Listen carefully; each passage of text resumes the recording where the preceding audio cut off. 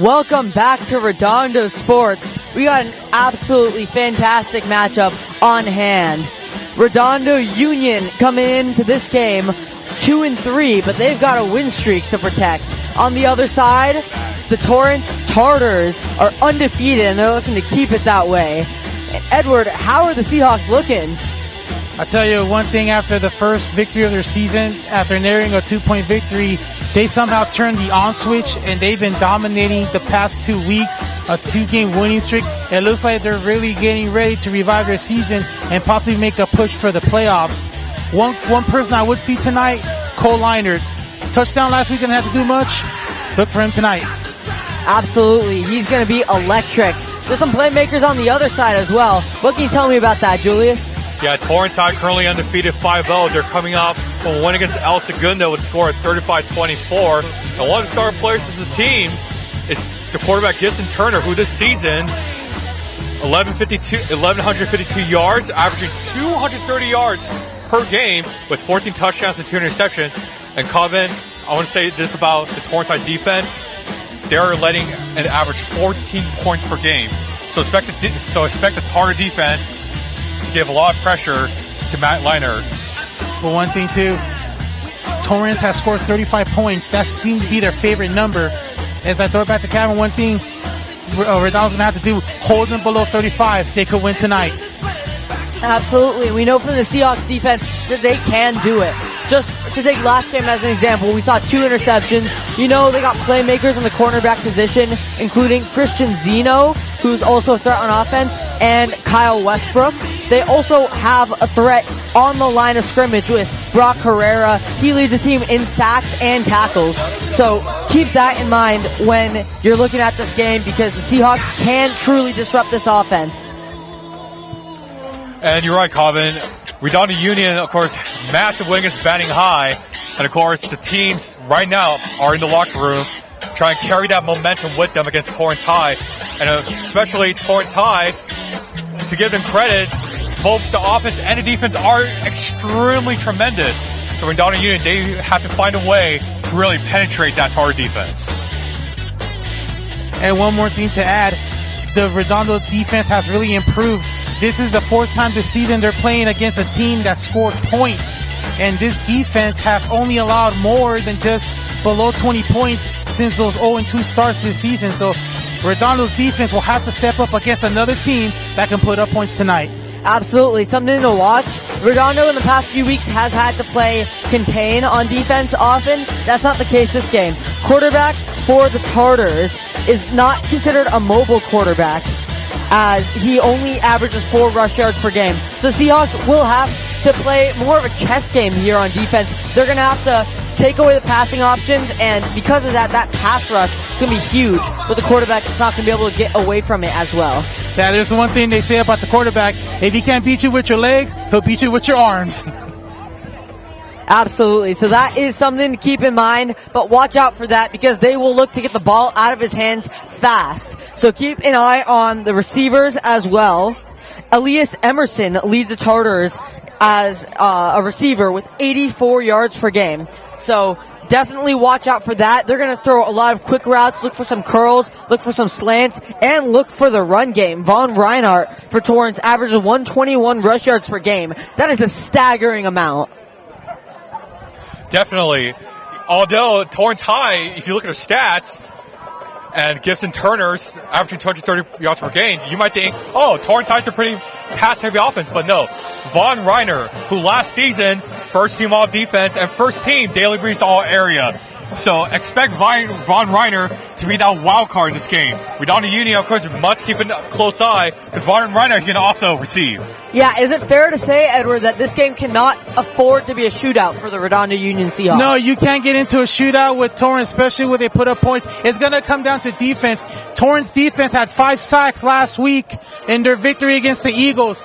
Redondo only had 1 sack, and they blew out Banning 35-6. So the defense is going to have to step up, the front 4 and also the linebackers. On offense, watch out for the two-headed monster on the running game with Rocky Martinez as well as Christian Zeno. Rocky Martinez leads the team in rushing yards, but Christian Zeno leads the team in touchdowns. So that's something to keep your eye on.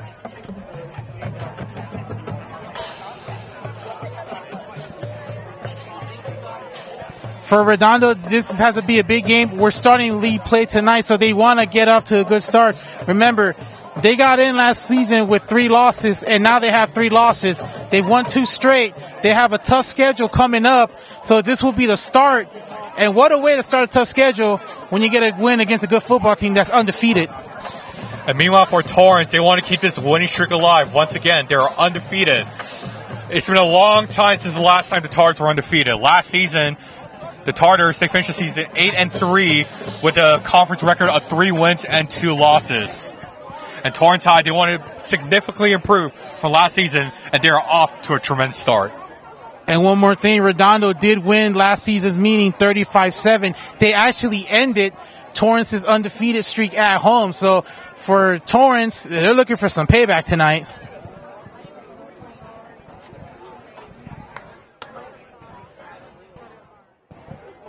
Do you want to speak? And you're right, Edward. Payback is something that's in the mind of Gibson Turner, one of the team captains for the Tartars. And Gibson Turner, fun fact, multi-sport athlete, plays baseball during the spring. And, of course, he has a great arm. Once again, 1,152 yards. He is ranked top 10 within the CIS Southern Section Division 5. So expect him to be the main playmaker for this game. Yeah, absolutely. That's going to be a key part of this game, and Leinart's going to have to keep up. But we know D1 commit Cole Leinart, he definitely has another level to this game that he hasn't quite tapped into this season, but we know he can. So look to see that arm talent in full display. And you're right, Cole Leinart, who in the last game had a game of his life, blowing out batting high. And once again, they're currently in that locker room waiting to come out. And you're probably wondering what's in the mind of Cole Leinart. Well, if I was a genie, I would say, all right, I'm hungry. I am hungry to throw some more touchdowns. I am hungry to throw the ball deep in the field, try and carry off for that victory against batting high. But here's the thing also.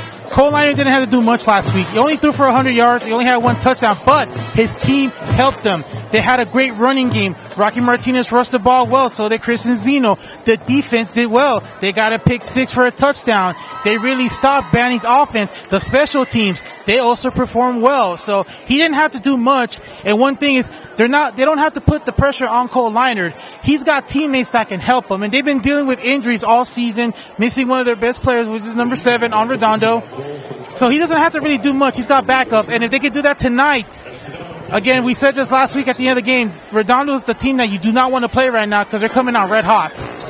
Absolutely. So keep your eye on that. We're going to have an absolute battle here on our hands between the Tartars and the Seahawks. Stay tuned to Redondo Sports. The action's all on here.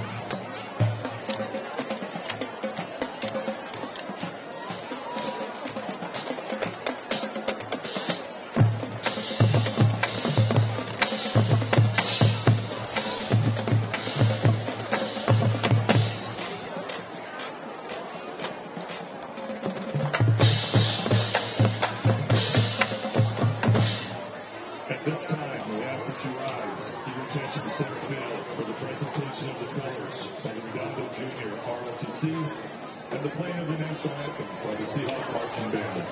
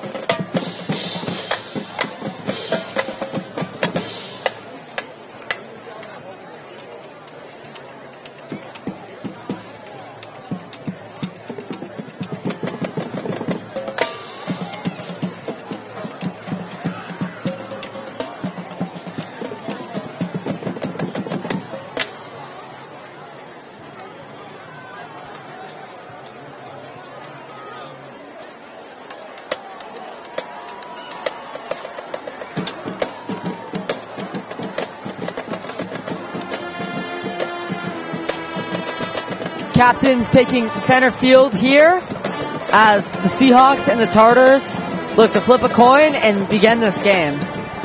Edward, I know your personal stance on this always, so I'm going to ask Julius, what would you do if you're the Seahawks and you win the coin toss? What would you decide? Would you decide to receive or kick? Well, I would like to get my offense out there first. Try to score as soon as possible, so I'm sorry, Amber, but I won't receive.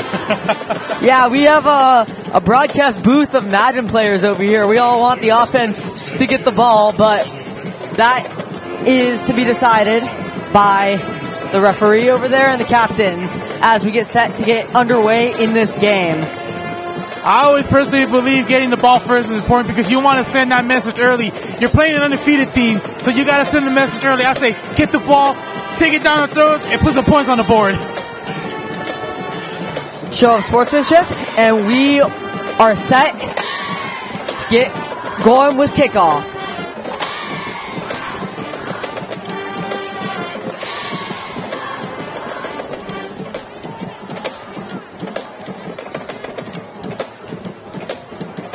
As we see the Redondo Union tunnel.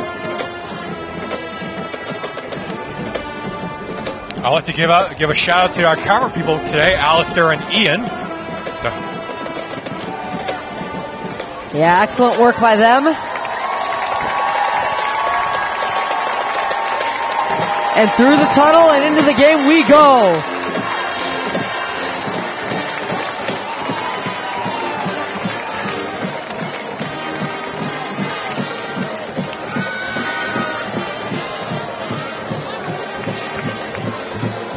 To get a view of this hyped up Seahawks bench, they know that they are the underdogs here in this game, and they're more than ready to take an absolute message to this team. So let's see how the Seahawks choose to play this, but I believe that the Seahawks are going to be aggressive no matter whether they have the ball or not. And again, Cole Liner didn't have to do much last week. Look for the offense to get him some help. As we're going to see the starting lineup for the Redondo Union Seahawks.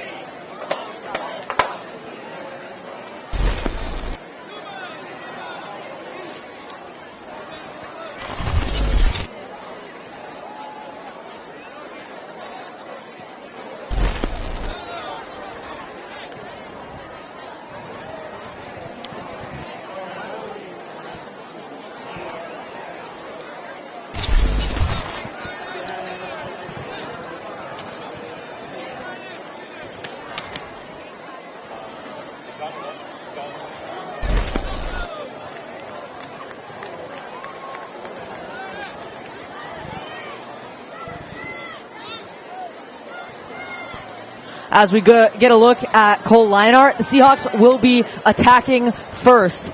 So the Seahawks are receiving the kickoff. You got Westbrook and Zeno back there. I'm hyped for this game. Let's see how this one kicks off. A game butterflies called in.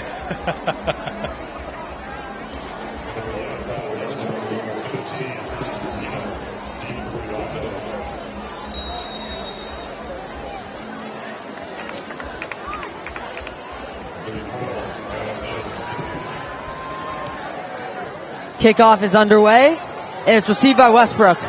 Westbrook getting the legs churning upfield. He's hit after a solid pickup. He'll get the ball to about the 28. We'll get a first look at the Seahawks offense. And here comes Cole Liner in the Redondo Union offense. And I just want to talk a little bit about the Torrance defense. They love to play a 3-4 base defense. They love to put the linebackers closer to line of scrimmage, thus getting those 2 sacks against El Segundo last game. So expect the Tartar secondary to put a lot of pressure on Liner. Yeah, a lot of room for creativity in this defense. To see some of the different ways that they send the pressure, as exactly as Julius mentioned, the 3-4 is shown. Looks like some linebackers coming down to the line, but it will be a 3-man rush. Leinart down the outside will start it with a streak route that does not connect. 2nd and 10. I like that play call, though. Yeah, give Cole Leinart some confidence. Let him throw the deep ball. He went for it on 1st down, but looks like he overthrew his intended receiver, but it shows that he still has that arm. Yeah, I mean, do you see that as something that in return takes away confidence, or do you just see that as maybe a warm-up? That's just more of I can throw the ball deep, and I'm going to show you why I'm good at it, and he was able to show right there he can still throw it. Yep, we got the pistol formation here from the Seahawks. The handoff will go. Zeno cutting through. He'll make it 3rd and manageable after a pickup of about 5. And Torrance High already trying to play mind games against Cole Leinart. We see those linebackers standing right between that line of scrimmage, and some of them are going back forward, trying to give a offside call against Redondo. But right now, Torrance High, they're hungry to get Cole Leinart here in this drive. Yeah, I mean, we got a critical 3rd down coming up, so let's see how the Seahawks play this 3rd and medium. Do you expect to see a pass here? 2 receivers out in the front. Cole Leinart in the shotgun. Yeah, it looks like this will be a pass play. Watch the blitz. Yeah, we do have a 5-man blitz. Well picked up by Zeno, and the pass is incomplete.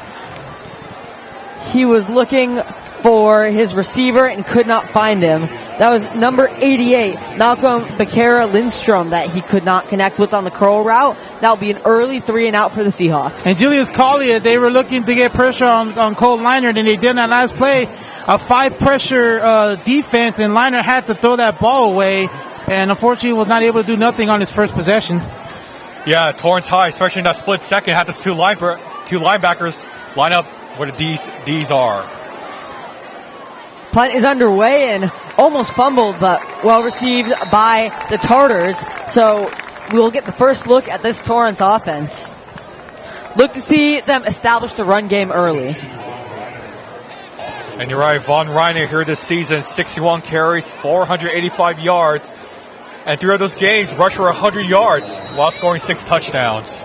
And he had 2 touchdowns last week, rushed for 179 yards. So that's somebody that the defense is going to have to watch out for really quick.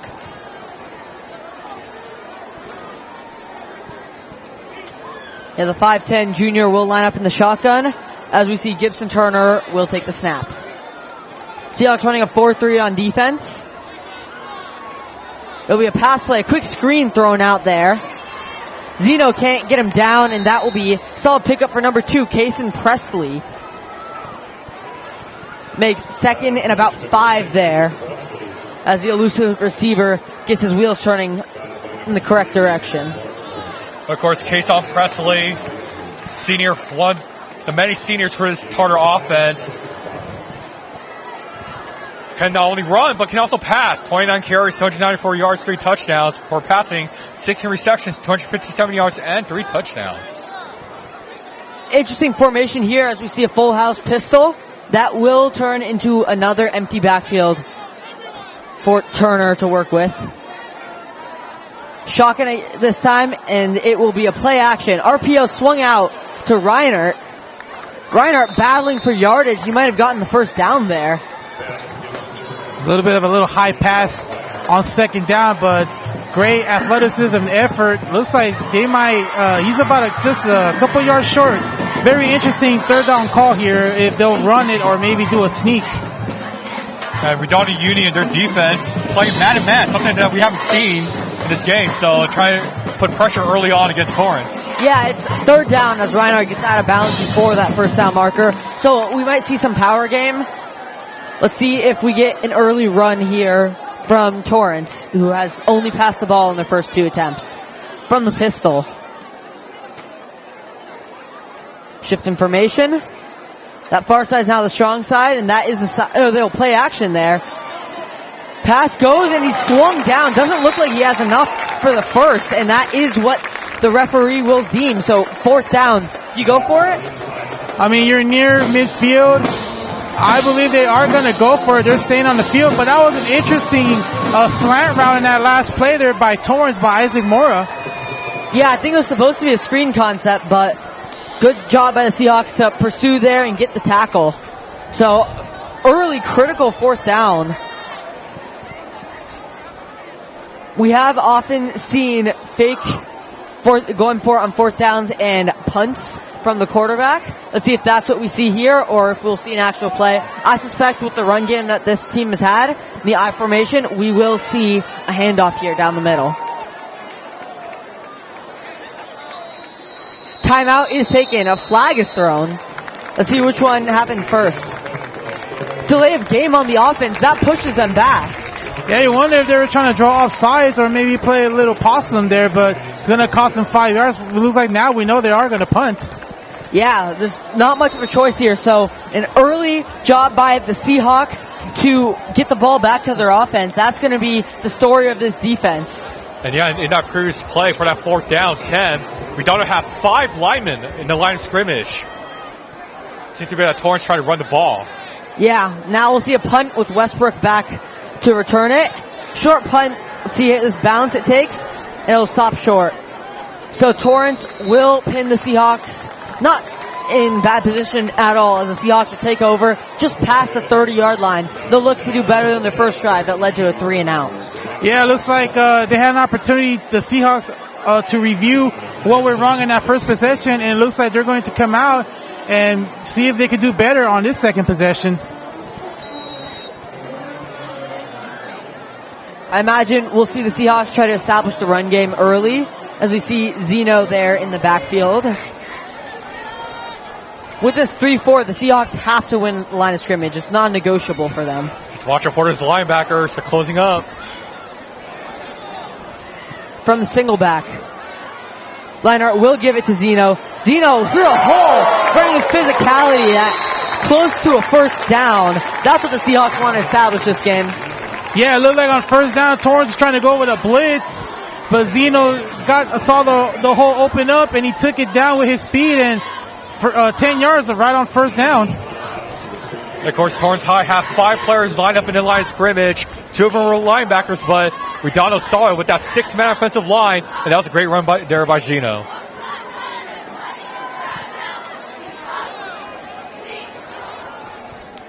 Another handoff, this time not as much success for Zeno, bringing up 2nd down.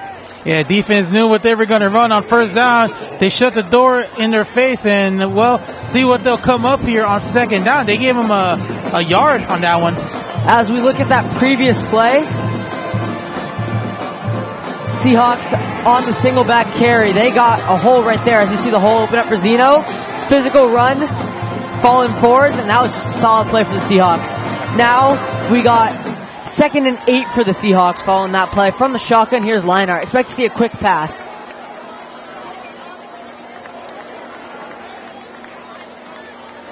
High snap, and they'll hand it off to Osmus. Osmus back in the game. Lowers the shoulder and stays on his feet. He's down the outside. Big run. Still stiff-arming, still physically running. Bo Osmus back from injury, making a splash on his first. And Kevin, that's what they have been missing all year long. His athleticism, as we take a look at the replay. Just watch how he gets to the outside and bam, uses his body. He was boom, bam, and he takes off. Excellent run there by Bo Osmus, who's been out with a lower body injury all season. This is his first game back, and it took him exactly 1 play to make an impact. And even the crowd was fired up for that, Edward. I was fired up over here as well. From the shotgun now, here's Leinart. He'll hand the ball off. Seahawks making a guy misses. Zeno with another solid pickup. The Seahawks are rolling. It looks like Redondo may have found a running back combination, 7 and 15, after the last 2 plays. Yeah, and 7 is a receiver too, something to keep in mind. Actually one of the most prolific receivers for the Seahawks last year. So just watch out for this Seahawks offense right now. They look rejuvenated. As we see that beautiful slit move from Zeno. And it's very interesting. Redondo Union going very run heavy, similar to last week against Banning.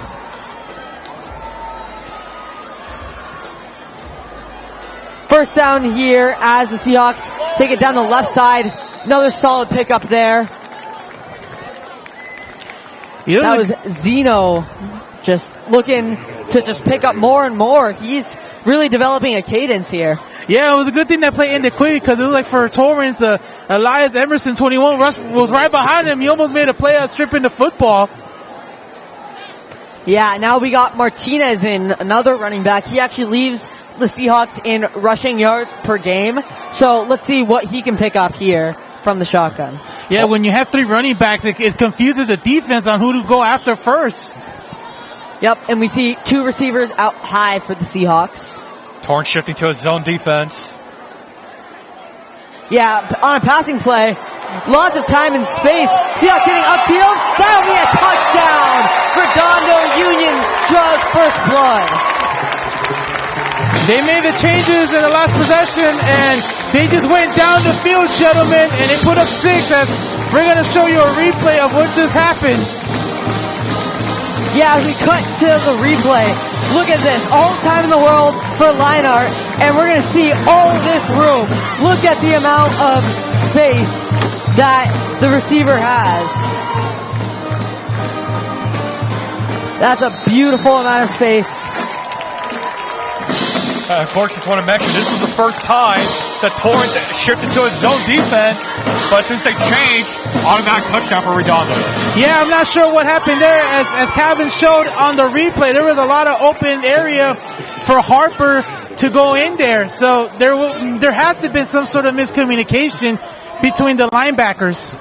Yeah, I mean, the Seahawks, with the extra point make, are up 7-0 now. So that's exactly the start the Seahawks were hoping for there. Just all around a perfect drive. They got the chunk plays. They established the star player back from injury. They established the rushing game. They're winning at the line of scrimmage. That's what the Seahawks want to see. And they got a win streak that they're hoping to protect. So right now, this is how they're going to do it. And yeah, it's just that drive prior to the touchdown, Osmus and Zeno have been flawless here in this first quarter of this game. High kick is fielded at the 30, and that is where the Tartars will pick up.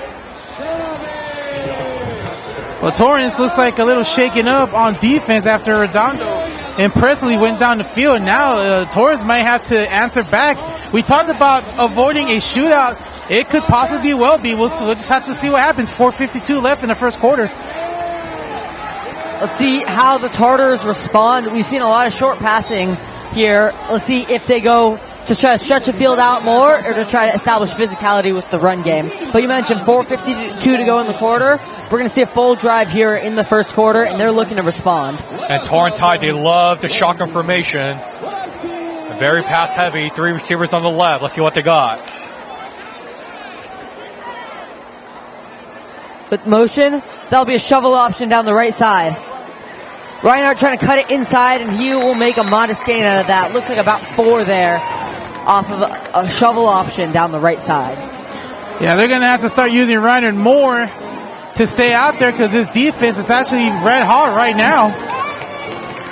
As a Madden player, I love that play call. That is a solid way to try to establish the edge of the line of scrimmage. Right there, you got your linemen pushing back on the Seahawks, just trying to get the quarterback upfield, and then when you draw the defenders, pitch it to the outside, get Reinhardt with space. Doesn't work perfectly for them there, but that's still a solid 4 yards there.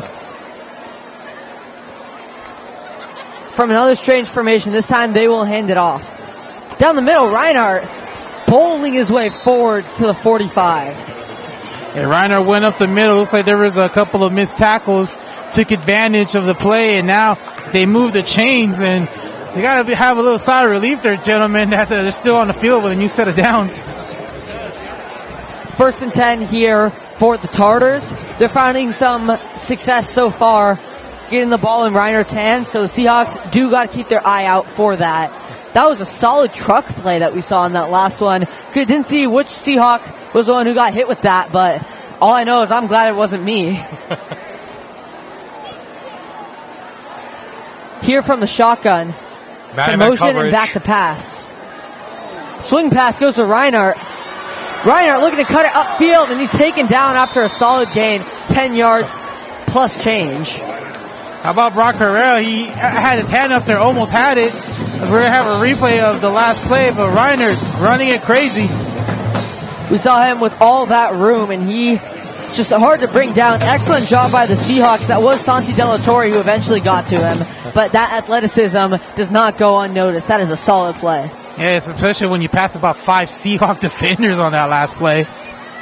Von Reiner already twice in a row, swing routes. So from the I formation this time, they will hand the ball off once more, and that one will push the pile forwards for another 5-yard gain. So far, exactly what you guys mentioned, get the ball to Reinert's hands. They've done that exclusively so far this drive. Reinhardt has kept the ball so far, and it's really been rewarding for the Tartars. They've had a solid drive so far, and they're going to look to keep it up. And with Reiner, the best thing for Torrance is with his running, it helps kill the clock, and it wears down the defense. And if you look, we're almost about to hit 2 minutes left in the first quarter. Another I formation here. Tartars are liking to switch up the formation. Reinhardt down the outside, cuts back, and he will almost be in for the first down. Looks like that will be a 3rd and short. Terrific pass protection from the Tartars. Reiner, as soon as he got the ball, his left tackle was pushing through. Reiner saw an opening to the left of him, and now 3rd down for the Tartars. Yeah, the run blocking on point so far this drive. Another I formation. I think this is the first time we've seen the same formation 3 times in a row. That will be just another handoff. If it ain't broke, don't fix it. And that's the Tartars' mentality. Pushing down. Let's see if that's enough for a first. Does not appear to be. Never mind, it does appear to be. 1st and 10 here for the Tartars. Of course, Redondo Union, first time here in this season that they're running a 4-3 man-to-man coverage. As in the beginning of the season against El Dorado, ran almost a 3-4 zone coverage. But here tonight against Torrance High, they're going after the quarterback. Yeah, just keep your eye out for that because they do like to look at their corners on the Tartar receivers as we're inside a minute to go here in this first quarter. Alone in the backfield, now there's a man in motion.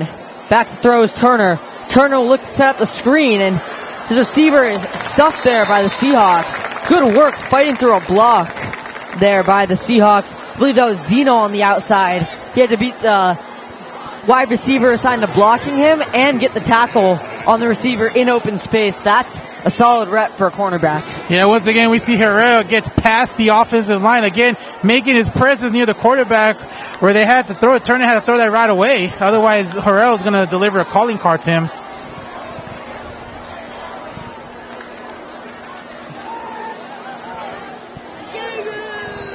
So from the shotgun, and that will be the end of the first quarter. Seahawks 7, Torrance 0, but the Torrance are in the red zone and looking to even the score.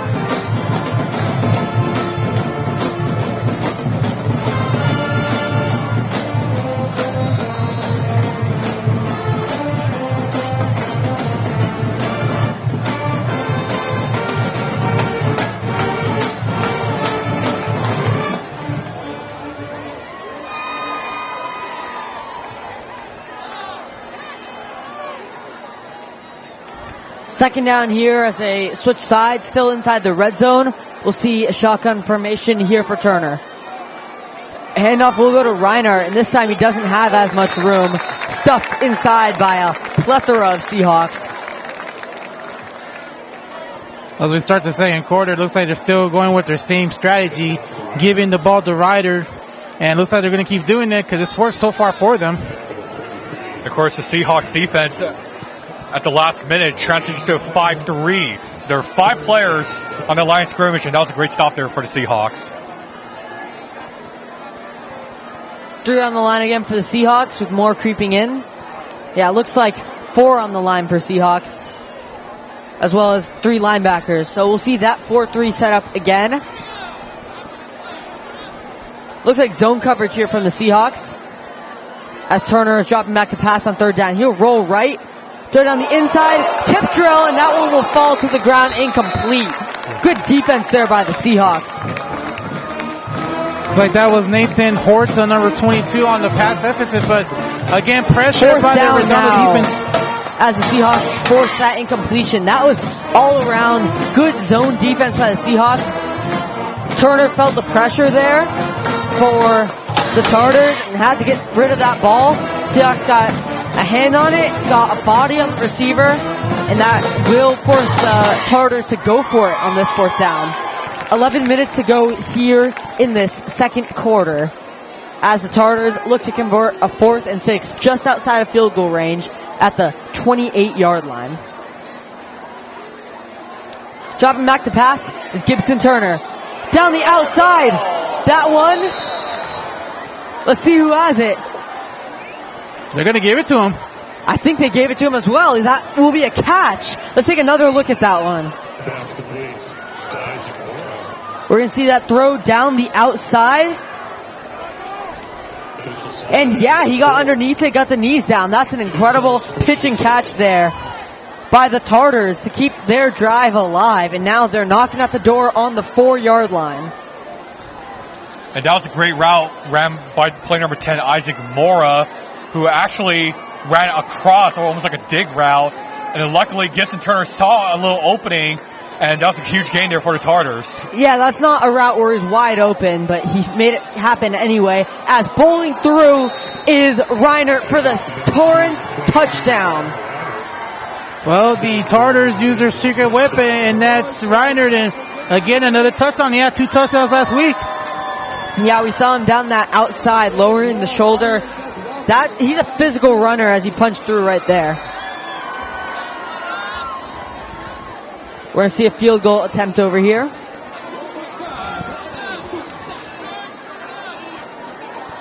Ian Evans to kick this one to tie the game with 10 minutes to go in the half. Kick is good, and it's a tie game. 7-7 here. Seahawks looking to get the ball back and strike back against the Tartars. Well, the great drive there by the Tartars, and paid off with that 4th down conversion and set up the drive there, Julius, for 7 points. And yeah, I just want to talk about that play. Isaac Mora, as we see a replay here. Sorry, that's Von Reiner with the running ball. Of course, Gibson, just as soon as he handed the ball up to Reiner just ran straight forward, saw an opening, went down for the touchdown, and now we have a tie game. Seahawks will get the ball back, as Zeno is back in that far end, near end, to receive it. Number 88, Malcolm Becerra Lindstrom, is in the other side. Let's see what he brings to the Seahawks kick return. He'll get the ball with some speed. Heading upfield, he'll lower the shoulder. And the Seahawks have been getting the ball to start so far this game pretty consistently just past the 30-yard line. And this drive will be no exception. And yeah, Cole Liner and the Redondo Union offense right now. Of course, 10-23 left here in the first half. And really, usually at this point that we've seen throughout the past weeks, they love to pass. However, in the first drive for the first touchdown, they've been running the ball off. So let's see what they do here in this drive. I will still say go with the running game because it's been working for Redondo so far tonight.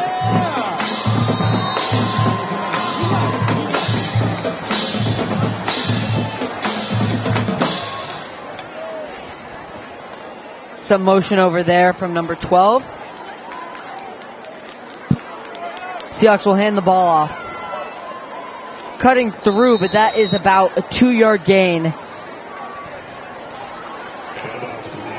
Of course, Torrance High stopping Zeno once again at the last minute. The two linebackers just lined up with the line of scrimmage, and that was a great stoppage there for the Tartars. Seahawks look to get back to it from the single back.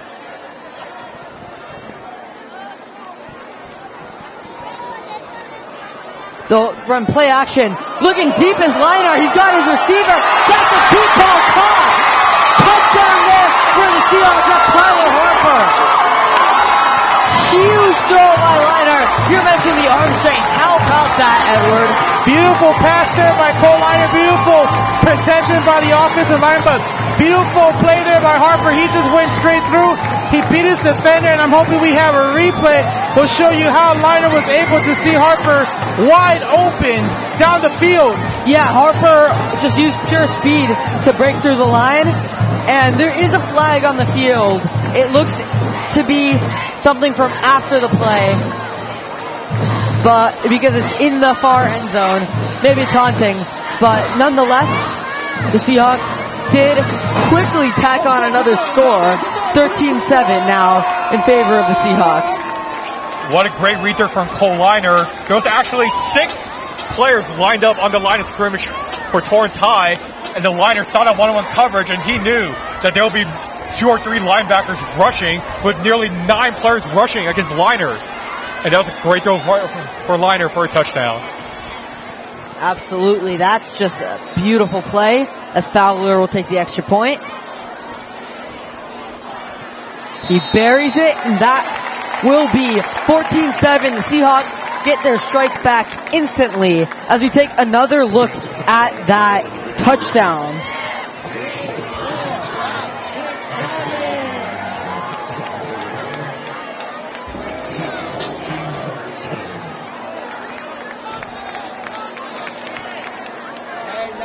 That's an incredible throw, as he just had pure separation there from his defender. Yeah, again, the one-on-one coverage there by Harper against the defender. Cole Liner saw the matchup. He knew where he was going, and he threw it with confidence. So the Seahawks get their touchdown back, and they now have the lead once more. The Tartars will look to chip away at it as they get the ball back here.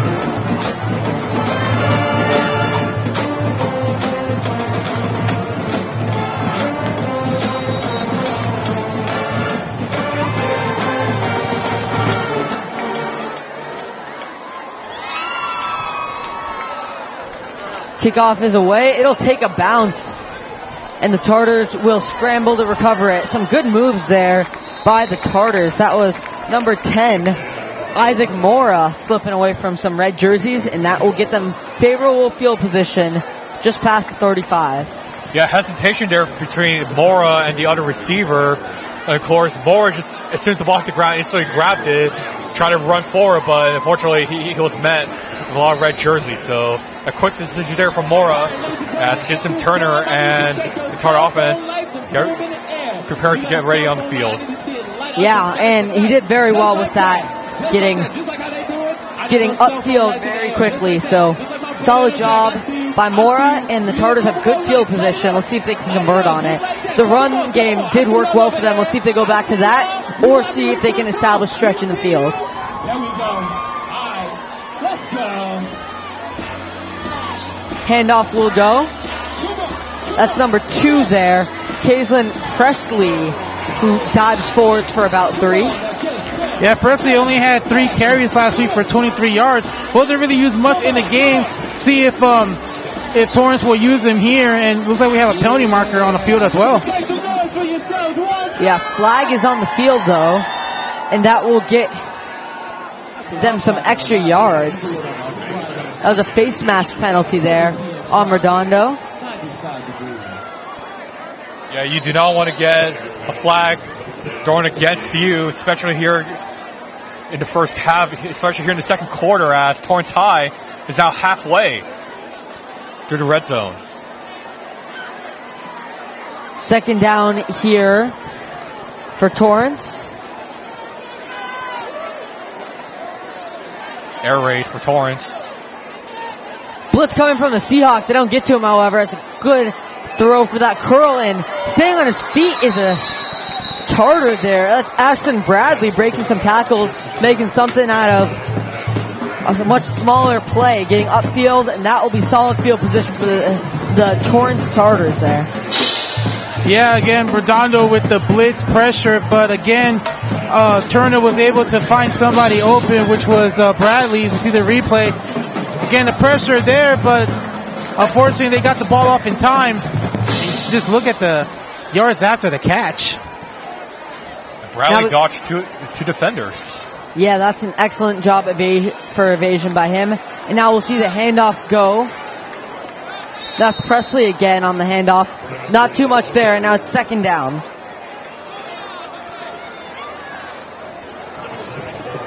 Of course, Redondo Union once again going with the 4-3 man-to-man coverage, but seems to be not working against this Torrance Tartar offense.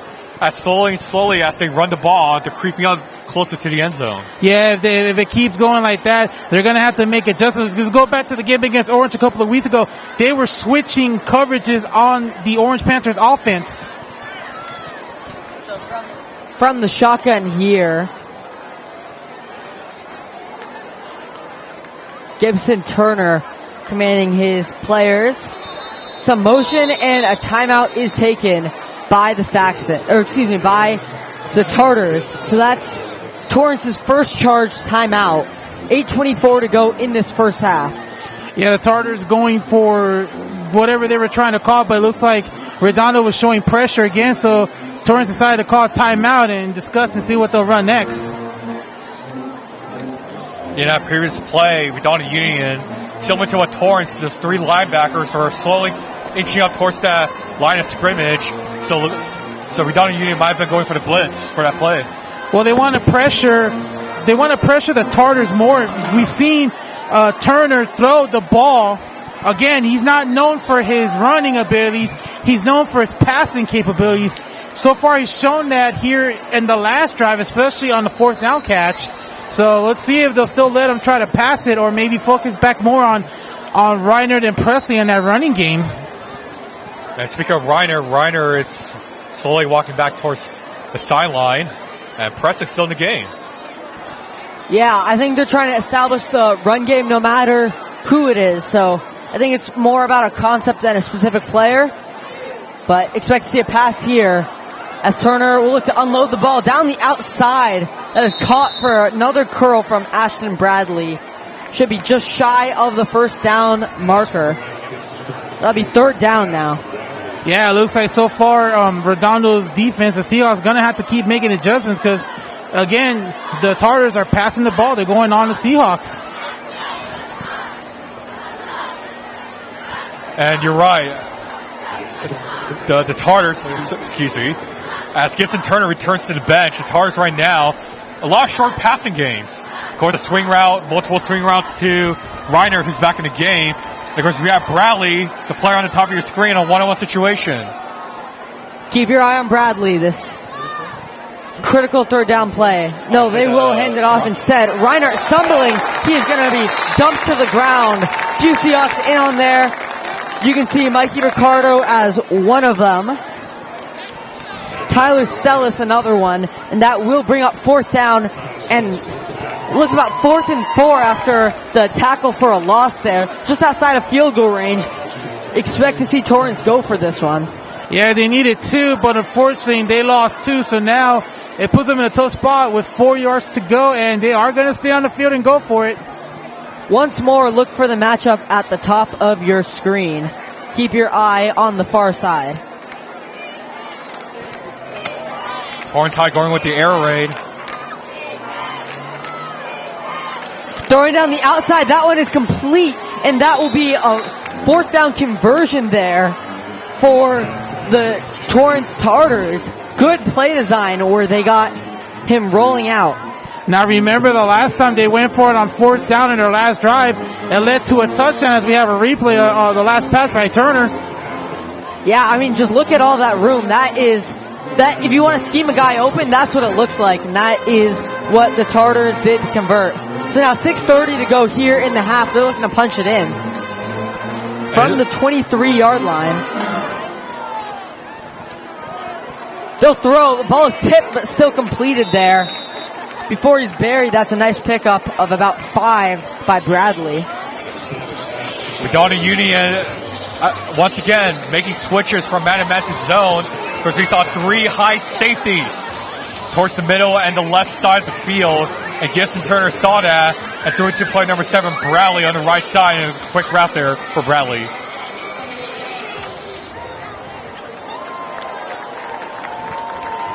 Now, this time we have one receiver on the bottom of your screen. Keep your eye out for that if we see a pass play. We have a shotgun right now for Turner, and the handoff. No, it'll be a play action. He'll sling it, and it is dropped there by Bradley. Not too much of a gain to be had, even if he had secured the ball. And so, nonetheless, it will be 3rd and about 6. Well, we talked about Turner. He's not known for his running, known for his passing. Had to roll to his left and made the pass, but again, incomplete. So, see what they'll do here on this 3rd down and 7. Plenty of opportunities to run the ball still. I mean, to me, this is clearly 4 down territory. I think it's a struggle for many high school kickers to convert that from here. So, let's see if the Seahawks will get a stop here, but I'm curious to see if the Tartars will try to take a shot at the end zone, knowing they have one more down to go for it. Dropping back to pass. They'll throw a screen. Number 21 catches the ball, but is stuffed pretty quickly. That was Elias Emerson, who leads the team in receiving. Unfortunately, none for him there off of the screen. Again, we see the pressure by the Seahawks defense. They brought it in. As we see the replay, you see everybody coming.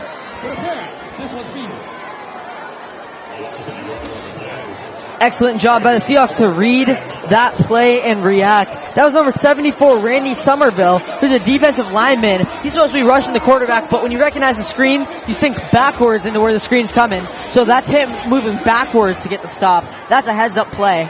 Real football play right there. And now 4th down here for the Tartars, and a timeout is charged to the Seahawks. And I just want to discuss that previous play. That's a great reception there from Emerson, but as I saw, Emerson was running to his left, but all of a sudden he ran to his right towards the center, and luckily Gibson saw him, and that was a great reception by Emerson, but unfortunately he was cut short. Yeah, it looks like Coach Ellison called timeout there for the Seahawks. You wonder if they're trying to counter what the Tartars are going to do. Again, they're in field goal range, but it looks like they want to go for the 7. So we'll see if they'll either continue with the pressure, because on the last play, the pressure led to a loss of yardage, or they'll try to find something to stop the running game. And of course, consecutive plays in which Gibson Turner had thrown short passes to either to Reinhardt or to Bradley, the wide receiver.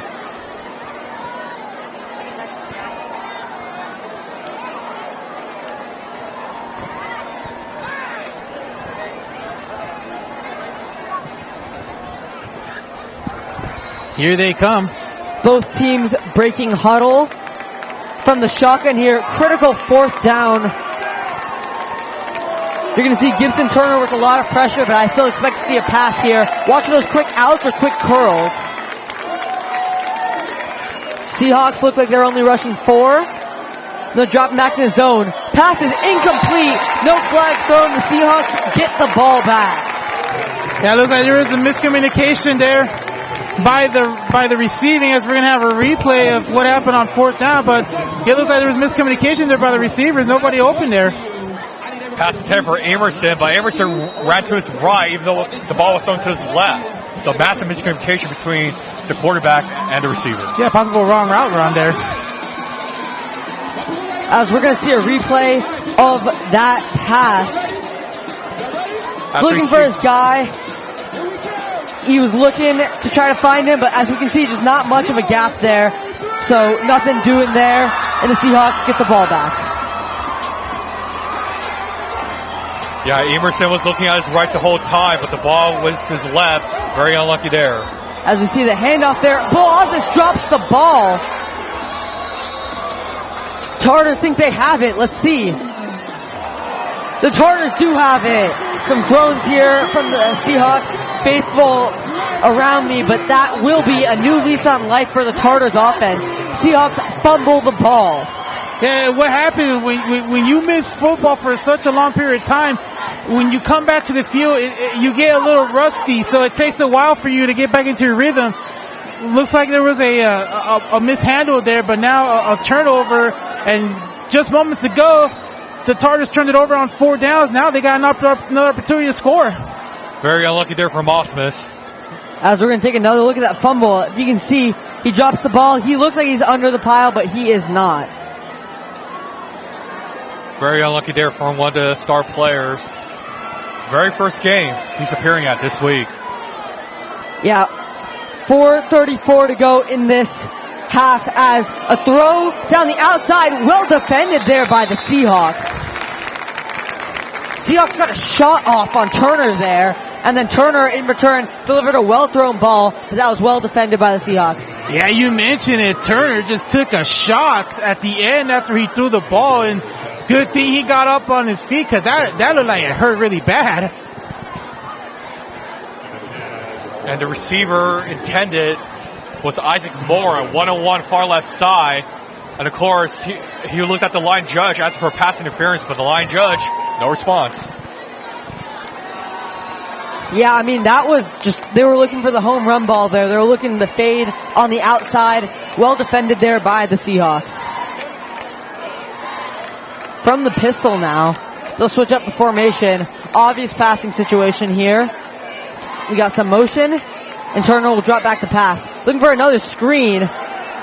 Doesn't quite develop, but a nice pickup either way, getting about 4 there. They got the screen off, and they got some good yardage, and it's going to be 3rd and 5. So it'll be very simple for them to try to convert with just 5 yards to go. And yes, the Tartars, that last play, switching up plays, going from almost seemed to be a wildcat formation to air raid style. So it's now 3rd and 5. Looks like they're going to pass here. 3:50 to go in this half. Back to pass, and a flag is thrown, maybe a false start. That looks to be what will be called. Yeah, so the Tartars back themselves up 5 yards. Oh, that's not a good sign there. You know, it was 3rd and 6. Easy converted time to convert, but now they're 5 yards back, and now it's going to make this 3rd and 11. No chance. You're going to have to pass on this down. And Redondo Union, they were ready for that play as they shifted to zone coverage. We saw 5 players on the backfield expecting for that pass to come. But it gives them an advantage now for Torrance to run something different, because it looks like Redondo knew what they were going to run. So now with this penalty, it probably opens up the playbook even more. So from the shotgun, here's Turner. On 3rd down, he'll roll left. As a righty, this might be a tough throw, but he finds a receiver just in and out of the hands of his intended receiver. Looking for Presley there, a senior athlete, but just couldn't find him. I mean, what a very close call that was. If Presley caught that, Redondo Union would have been in supreme danger. But of course, Presley, if he had jumped a little bit later, they would have caught that ball, but very, very unlucky from there. Yeah, that's a tough one because he's wide open, but that pass is down the sideline, so difficult one, and it looks like Torrance will go for a long field goal, a rarity you see in high school level football. The kick is away, and it is off the upright and in. An extra coat of paint, and that one doesn't go through, but as it stands, that will be 14-13. How many times have we seen that happen? 14-10. How many times have we seen that happen, going off the upright? The doink, as they call it. Yeah, I mean, that one was very close, but Torrance does get the score. So 14-10, Torrance cuts the lead to 4. Seahawks have 3:10 to get the ball back and make a drive out of this next possession. Yeah, I want to go back to that last play about kicking the field goal. We saw them earlier. They went for it, and they came up empty. they got an opportunity back on the fumble by the Seahawks, so the Tartars decided to kick the field goal, get some points, and then draw closer. Keep in mind, though, Torrance kicked to start the game, so they'll get the ball to start the second half, depending what Redondo does here. This could be a big drive for the Seahawks.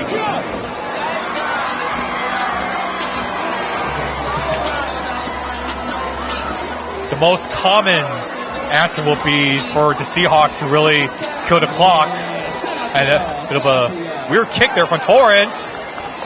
Almost finds a white jersey, but backtracking as a Seahawk to dive on top of it. Looks like that was Robbie Christensen who got there and secured the football. And so the Seahawks will get the ball just past the 30, as we've seen many times this game. Let's see if Coach Keith Ellison opts to stretch the field once more, or if that, with that element of surprise gone, they'll look to just sustain a long, more methodical drive. They got plenty of time to work with 2 timeouts to go. And I want to know how that kicking tee feels, because that thing went like 15 yards after the kickoff. Yeah, that was looked like a painful kickoff there for the Tartars kicker, but nonetheless, the Seahawks from the shotgun. Only a 3-man rush. Lanart has time, completes the pass. Quickly down is number 88, Malcolm Becerra Lindstrom. But that's a solid pickup for the Seahawks. They will have mild tempo here in 2nd and 6, following the 4-yard gain. You got to give Emerson credit there, because if he didn't make that tackle on Lindstrom, he would have got some more yardage. We have the replay here. Just notice 21. Watch when he makes the tackle, or actually watch when he makes the catch. You see it's a quick slant, but then if he holds on or he doesn't hold on, that's a touchdown. Lanart with time, he'll choose to run this one and go out of bounds. Not much to speak of there for Cole Lanart. You will gain maybe an inch. Nope, not even, as the marker of downs moves forwards and moves back. So it will remain 3rd and 6 here for the Seahawks. Great zone coverage there from Torrance High.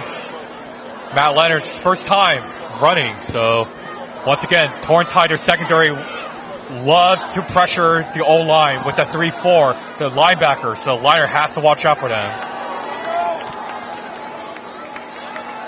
Back to pass once more is Lanart. On 3rd down, he has all day to find a receiver.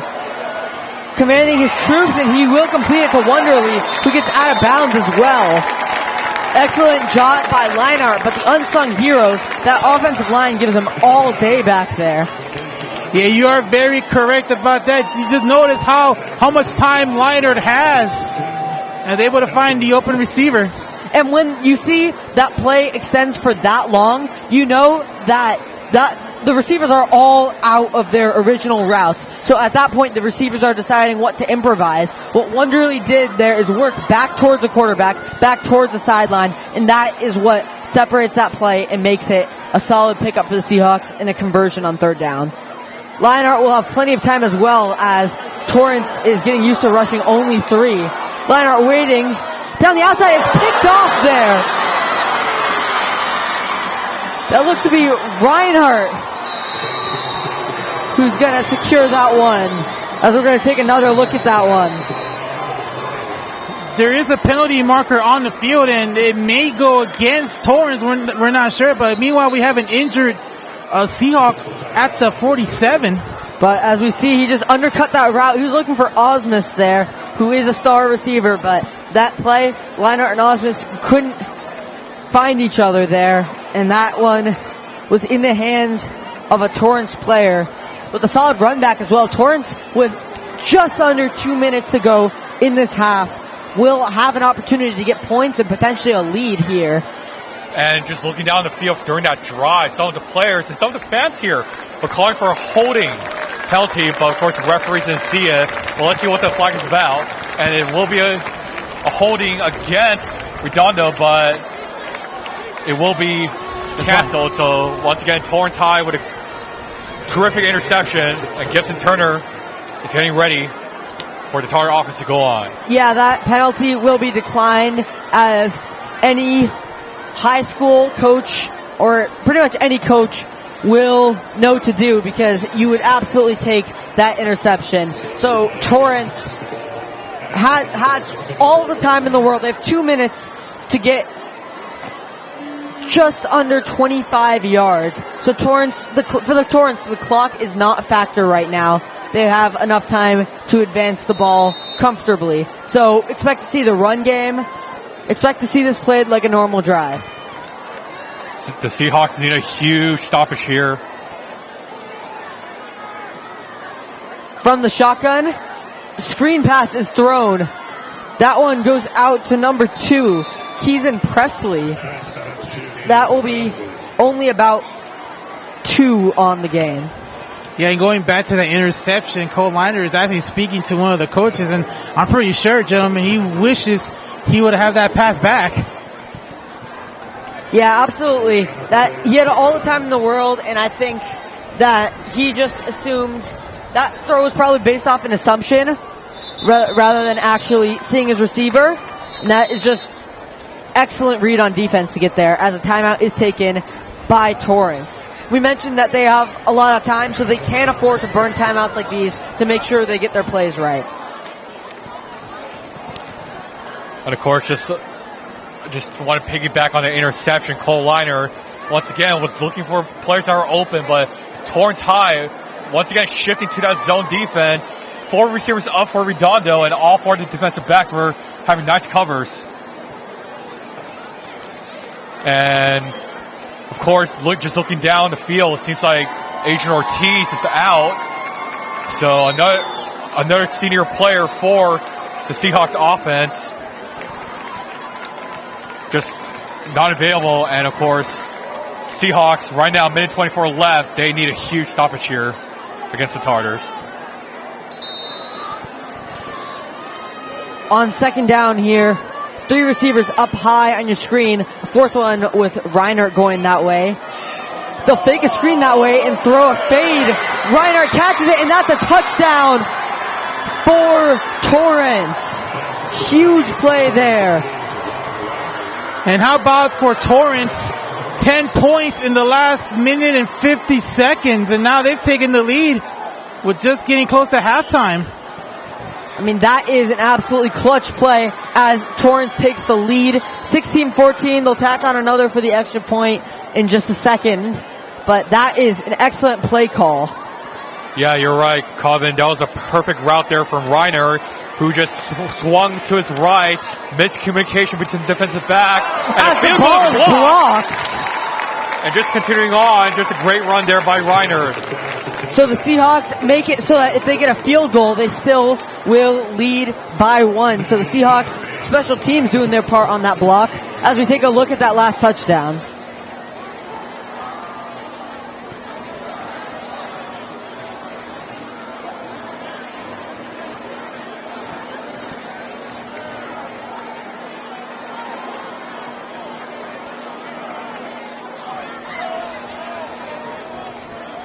Over there, he fakes the screen. You're going to see the separation over there. Look at all the room this receiver has. Nobody in that circle, and that will be enough for him to get the ball and catch and run. He gets into the end zone, plowing over Delatorre for the touchdown.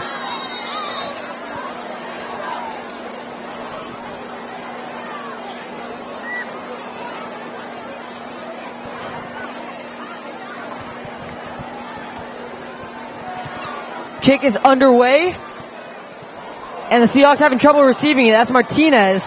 So looking down the outside, but this time he will find some space.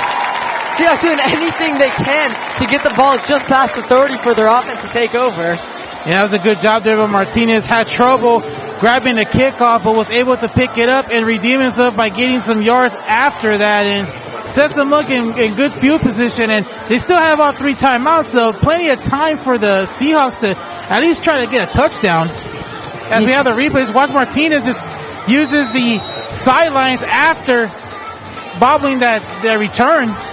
He's going to be the backfield. He's going to be the running back in the backfield here. Start earning it with those tackles that he made miss. So line up from the shotgun. He'll look to bounce back after that interception. going for a levels concept. He's got his guy.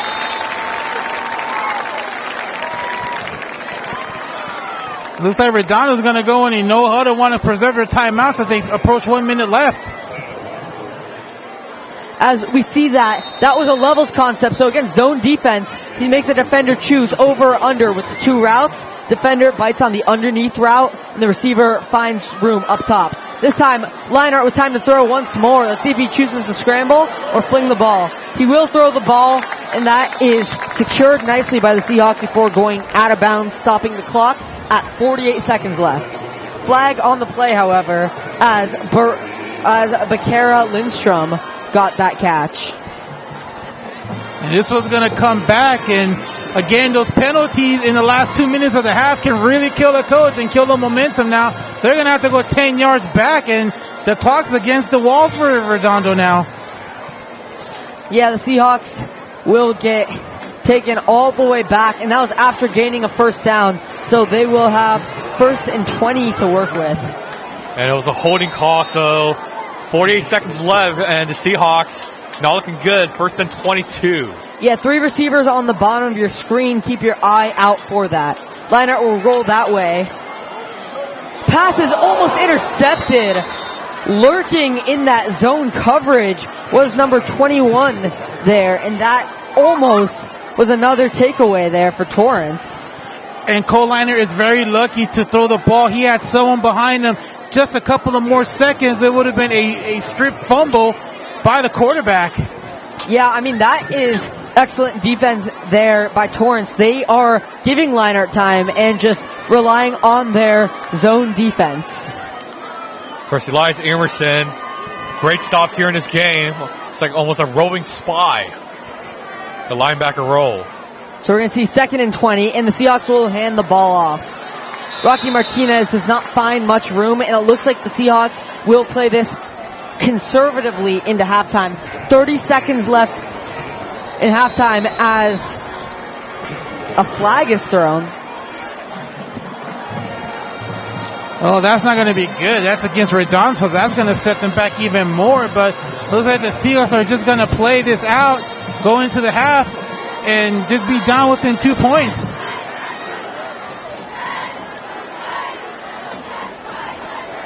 Seahawks taken even farther back. Anyone with quick math, can you tell me how far this is from the line to gain?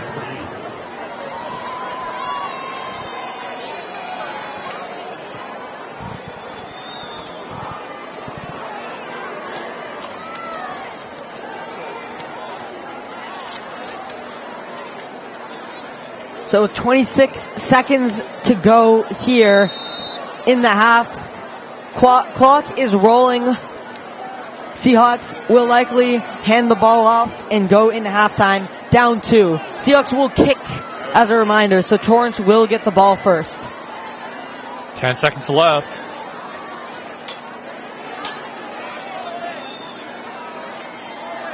Three seconds to go. And the Seahawks get someone to jump. That was a very interesting development there. Let's see what the refs decide to do. It appears the flag will be on Torrance. So the Seahawks get some of their penalty yardage back. Still well behind schedule here, and they will just hand the ball off. In the end, all that will count for is the stats. The clock winds down, and the first half score, 14-16. The Seahawks trail by 2 against the Torrance Tartars. Some bright spots on both sides, right, Julius? Yes, for both sides. I just want to start with Torrance. Of course, early in the game, Torrance High, they started running the ball with Reinert and Presley. But later on in this game, towards the second quarter, a lot of screen passes, a lot of short passing games, and Reinert scoring that touchdown to make it to 16. And really, Torrance High just really flipped the script around in this game. Yeah, for Redondo, they got to that good start, and they were playing good. But again, it seems the last 2 minutes of the half have been a trouble for them lately. they did have an opportunity to get something going on, but the penalty set them back, and now they're down 2 points. So there's going to be a lot of adjustments made. Again, turnovers, that's really what's hurt the Seahawks here tonight. Yeah, the turnovers have hurt the Seahawks with the fumble as well as the interception thrown by Leinart. But they've also gotten, even though it has been a 2 turnovers to 0 turnovers game, is it weird to say that the Seahawks have gotten lucky with the turnovers, with a few of the interceptions or tip drills being dropped or just barely incomplete there? So I would say that the Seahawks just have to find a way to protect the ball better than they have so far, as the Seahawks really, they have had bright spots. They know that their quarterback has lots of time in the pocket. I'm sure Coach Keith Ellison has something cooking to take advantage of that. No question that there's going to be some adjustments made in order for them to get the lead again.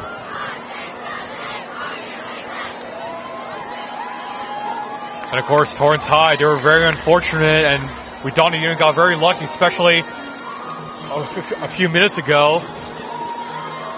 The pass intended for Bradley, he jumped, that was Presley.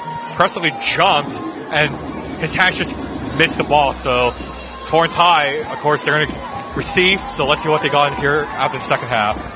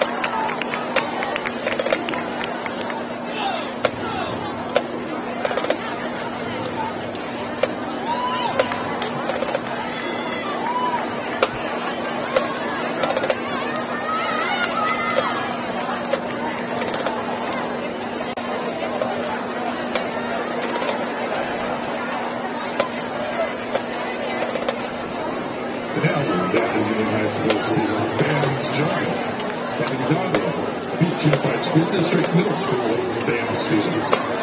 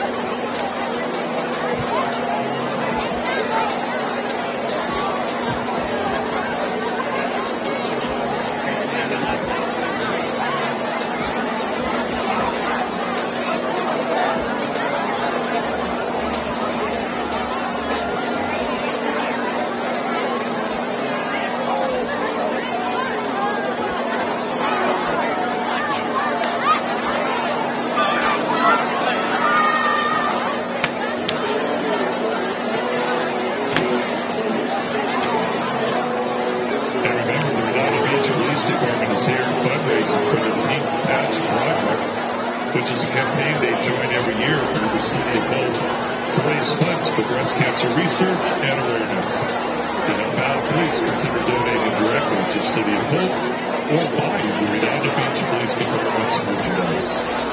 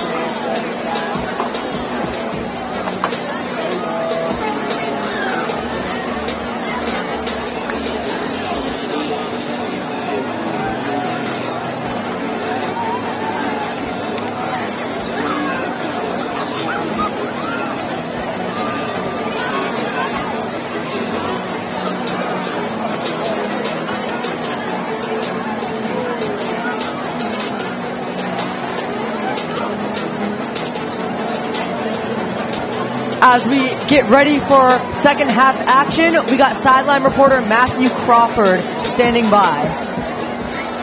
Thanks, Govin. It's been a back and forth game here with a fun loving this close duel between the Seahawks and the Torrance. Bo Osmus has been incredible as it's been his explosive presence on the outfield has motivated the Seahawks as one true unit, which they've been missing earlier on. And leading them is truly one more key struggle to read that whole team. This is inviting on a big touchdown catch from Tyler 50 yards, which has the lead late in the second. Unfortunately, they lost the game to a field goal and an interception from the line that leads to a touchdown for Torrance. Two straight scores on them again, not the best, but it's still a good game for because it's 14-16 with the Seahawks just down, but thank you guys so much. See you back from the booth. Back to you. Yeah, thank you for that, Matthew. And we are all set to resume action here in this second half. Seahawks trailing by 2. They will kick off here, so the defense needs to make a play. What do you think about that, Edward? Well, for the first half, Redondo did basically what they wanted to do. They wanted to run the ball. They wanted Cole Liner to take some shots downfield, which he has, and he's done well. But unfortunately, the turnovers has been lopsided because now the turnovers that's what's helped Torrance get into this game and lead the game. And Julius, what does the Torrance got to do to keep the lead here? Well, Edward, Torrance High, like I said, they're going to go on the offensive first. In the first half, they've been running the ball. It didn't work out well to them. But towards the second quarter and then near this first half, they've been running a lot of short passes, screen passes through Reinhardt and Presley. So I'm hoping for them to keep continuing that short pass game. As we see that kickoff return makes it to just past the 25, and that is where Turner and company will take the ball and start their offensive drive. On the defensive side, we haven't seen a Seahawks sack yet, correct me if I'm wrong. So let's see if the Seahawks can scheme their guys to get a hit on the quarterback. Well, Herrera's actually been close a few times to get a sack on Turner, but hasn't been able to get there. But also, the defense has put a lot of pressure on Turner, so we'll see if they're able to continue with that pressure. 4-3-3-4 zone defense. Of course, not once in this game, which Gibson Turner, it's actually the first time he's been under center here in this game. Let's see what they have. We get a handoff for the first play. Not too much there for Torrance, but it's enough to get them a 2nd and 5. Torrance High starting this game with a run. Let's see what they got for the second half. Of course, Gibson Turner in that previous play went under center for the very first time tonight. As Turner returns, and let's see what Torrance has got in their sleeves. Yeah, they have been switching up formations. We've seen some interesting pistols and plays like that. But nonetheless, they will go under the I formation once again. So moving on the line, but no flag. Seahawks looking to break through. They can't quite get their hands on Reinhardt, and stiff arming down the outside. He is wrestled down. They'll looks like there will be a flag on that tackle. Yeah, this is against Redondo. It'll be a first down for the Tartars.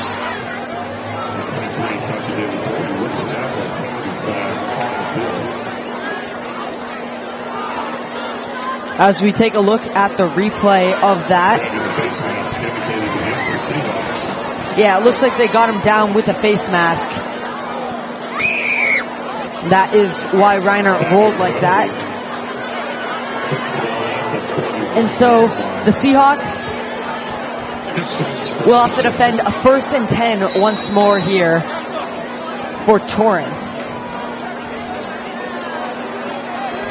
Yeah, one of the reasons why the Tartars jump ahead is because they've been getting fortunate on penalties committed by Redondo, penalties that were giving them first downs. That last play was a stop, could have set up a 3rd and short, but now because of the face mask penalty, sets up a 1st and down.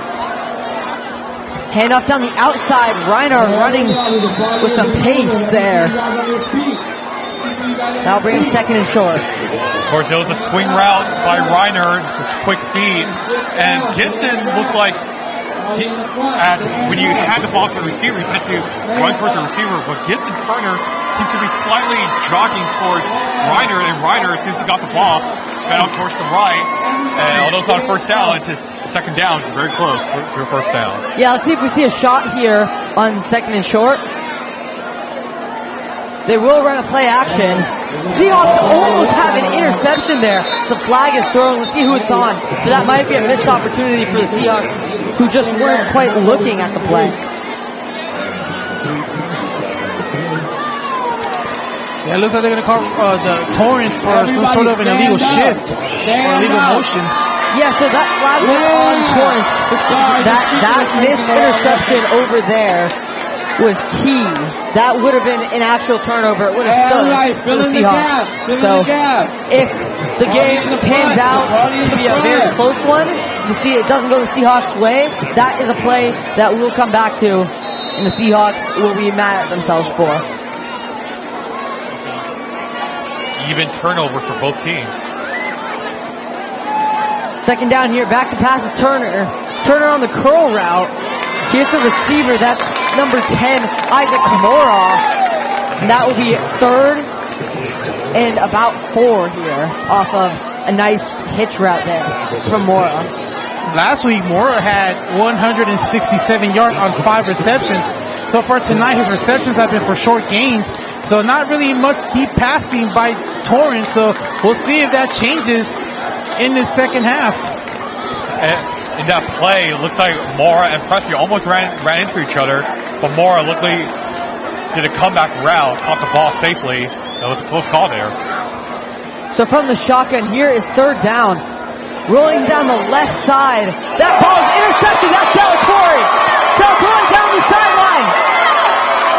He was out of bounds, but that is a huge takeaway from the Seahawks. That's Santi De La Torre with another interception. Keep in mind, he had a pick 6 in week 1 against El Dorado. Look at him undercut that route right there. Excellent job there by De La Torre. And he gets up the sideline. Good work there by the Seahawks. And the Seahawks offense gets a gift wrap possession inside the 30-yard line. And this is what happened in the first half when Liner threw the interception. It set up a touchdown drive for Torrance to take the lead. So Redondo has a chance to return that favor here. Yeah, I mean, expect to see some shots towards the end zone early on. I think that Coach Keith Ellison wants to end this drive as quickly as it started. With the touchdown, of course, not an interception. But expect to see them looking for red grass there as we see everybody. 2 receivers on the bottom of the screen. Keep your eye out for that. Up. You guys need to be hyped, okay? So let's practice, okay? As you go play action, looking for the corner route, nothing doing there. Liner might run down the outside. He will go out of bounds and take a hit. The flag is called for a late hit. Liner draws 15 there. Yeah, no doubt. That's going to go against the Tartars for a late hit on Cole Leinert, and most of his teammates on the sideline were not appreciative of that. As we take a look at the replays, Notice at the end of the play right here, bam, takes a hit there, and a lot of his fellow Seahawks teammates did not appreciate that. Yeah, and right in front of the Seahawks bench, too. You got a lot of angry guys in red jerseys staring straight at you if you're that defender there, but the Seahawks get 15 in the right direction. And great news for the Seahawks. And great pass protection from the Seahawks. Originally, there were six players on that line of scrimmage, but as soon as Liner snapped the ball, the running back joined in, became a 7-man O-line. It's a great pass protection from the offensive lineman. Keep your eye out for the top of your screen as that handoff gets about 3 there for Zeno. Yeah, we haven't seen Zeno carry the ball much in this half, but let's see if they're able to do that here in the second half, giving more opportunities for more carries. And once again, Redondo Union using that 6-man O-line, getting closer and closer to the end zone. Yeah, they're going to have really a blocking scheme. Adrian Ortiz is not active for this game, so you're going to see Brock Herrera, who's a beast on defense, play a lot of tight end and do a lot of blocking for the Seahawks. So from the single back, here is Leinart. Handoff goes again to Zeno. Zeno's hit early, but he stays on his feet. They'll try to push the pile, but not too much doing there, and that will lead to 3rd and 7. Yeah, and that's a really sad thing for that Adrian Ortiz is not in the lineup tonight, because he's actually one of his best tight end receivers. And he's actually been catching the ball a lot lately, so without him in that lineup, it really hurts this offense a little bit. Yeah, they've been supplementing it by using their receiver who's active for the first time this season, Malcolm Becerra Lindstrom, but ultimately they do miss what has been their leading receiver in terms of receiving yards. Speaking of Lindstrom, he's in the bottom of your screen, one-on-one against Presley. Keep your eye out for that, but there is 2 high safeties. Leinart was all day once more. Looks like a hold is called, however. So take this play with a grain of salt. Leinart down the outside. Takes a hit and keeps going. That will be 4th and short. Or 4th and medium, excuse me. As he goes out of bounds after the hit. Leinart, though, as a quarterback, many coaches don't like their quarterbacks getting hit. But keep in mind that Leinart is a big guy. He is 6'4", 204 pounds. So that is just another point that helps him when he takes contact like that. Let's see if the penalty flag is accepted or declined. It looks like a hold was called. If declined, it will be 4th down. If accepted, it will be 3rd and long. They will decline it, so it will be 4th and about 7 here. And it looks like a kicking team is on, so that will be number 30. Bryson Fowler will take this extra point. I'm not sure if you're Torrance, if maybe you wanted to take that penalty, because it would have driven them at least 10 yards back to give him, but it would give him a 3rd down opportunity. Yeah, let's see how this kick goes. I think that will determine it, but this is for the lead. So Fowler, the kick is off, and that one is absolutely drilled. That is a 1-point lead for the Seahawks. 17-16.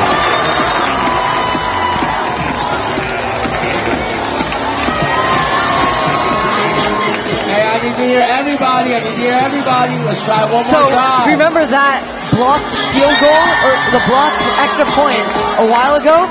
Keep that in mind as you move forward, because that is the reason that Redondo Union is leading the football game. So if we see a 1-point victory from the Seahawks, that is why.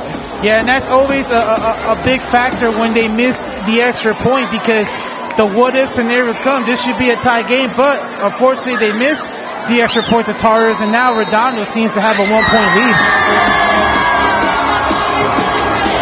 Redondo Union Seahawks fans are hyped here on Pink Night as the kick goes, and that will be a touchback. So we'll see the Seahawks defense again, led by Santi Della Torre, who got that turnover on that last play, or on that last drive. So keep your eye out for them to keep undercutting these routes in the zone defense, trying to generate pressure from a 4-man rush. And both teams have not had a sack yet in this game, and Herrera's gotten close a couple times. So keep a little patient, because he might get more closer as we progress here in this third quarter. Yeah, I mean, a lot of people tie an edge rusher's stats to his sacks, but that's not the only thing Herrera has done.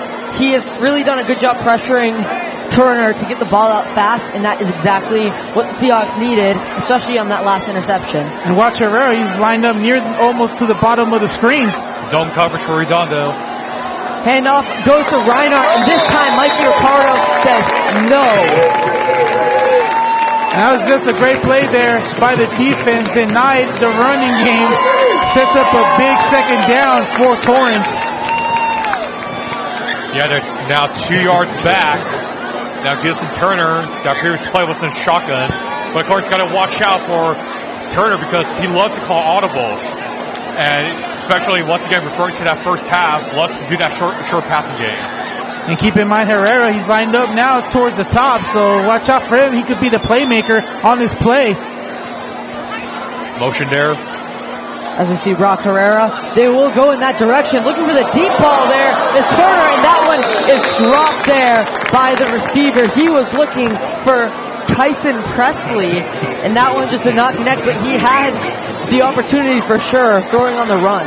Oh, and Kevin, that was the second time that he had the ball. There was one earlier in the first half where he was open and he dropped it. Now the second time, as we have another replay, you just gotta catch those opportunities, though. Very lucky for the Redondo Union defense, for those two defensive backs especially, because they were at least 2-3 feet behind. And if it was for that, most likely would have been a huge gain or automatic touchdown for Torrance. Now it's 3rd and long instead. So time to throw for Turner. Turner going deep. This one will be dropped by the Seahawks there, looking for the interception. Though the Seahawks are devastated about that, it will still be a punt team on. And I imagine the punt will be about the same distance as that throw. So the Seahawks will still get the ball at around the same position. How about what we just saw just moments ago? We saw a pass that was dropped, and now we see a interception potentially dropped. Oh, that's gotta hurt. Yeah, but the Seahawks will still have their chins up with the lead. They got Zeno back looking to return this one. His feet stay exactly on the 50-yard line as this punt is set to be booted. And that was Blake Wonderly that almost got the interception. The punt is dropped. Picked up by the punter, he tries to run it out, doing everything he can to avoid a safety, and that field position is incredible for the Seahawks. I mean, what a play. I mean, whoever that receiver was, or as we looked at the replay. Yeah, I mean, that was the punter who just fumbled the snap, somehow kept it from being a safety, but as we take another look at it, watch him just fumble the punt right there. He's going to fumble the snap. Then he gets outside of his own end zone, which is crucial for him, before getting tackled out of bounds there by the Seahawks. So the Seahawks will start this one from the 7-yard line. Handoff is there for Zeno. Zeno looking for some space. Looked like a hole might have opened up, but nothing there. He has it at the 5-yard line. Yeah, Zeno went to the left side. Unfortunately, the hole closed up really quick. But I want to go back to that last play by the special teams. You got to credit Torrance for doing their best. Saved them 2 points, but now they're on the verge of possibly giving up 7. And of course, Torrance High, I mean, 3 consecutive plays. Super unlucky for them, and there's a player that's injured on the field. Yeah, that appears to be Zeno. Not good for the Seahawks. He leads the Seahawks in touchdowns this year with 3. Looks to be a leg injury. We have seen the Seahawks get a running back, an athlete in Bo Osmus. So let's see if they do go to him. He looks to be in the huddle. You can recognize him by the Guardian cap he's wearing. But let's see if that's who they go to try to punch it in. What a feel-good moment it would be if he gets a touchdown in his game back. But expect for us to be calling his name for the rest of the season. It would be a tough situation for Redondo if they lose Zeno. Remember, Ortiz did not suit up for this game tonight. So it would be a tough time if he loses if Cole Line loses one of his best players. Yeah, absolutely. Let's see how Coach Keith Ellison chooses to adjust. Zeno limping, it does not look good. We likely will not see him for the rest of the game. Yeah, you're right. If they do lose him for this game, that means the rest of the players are going to have to step up here. Martinez is in the huddle as well. Let's see if we see him as the back who gets it. Watch Osmus as the receiver on the right side. It appears that on that right side, Bo Osmus has one-on-one coverage, so keep your eye on that. From the single back, here is Leinart. Leinart will throw for Osmus. Osmus on the fade. Oh, just out of reach for him. He was looking for Osmus to make a play over number 2, Kazem Presley, who was on him.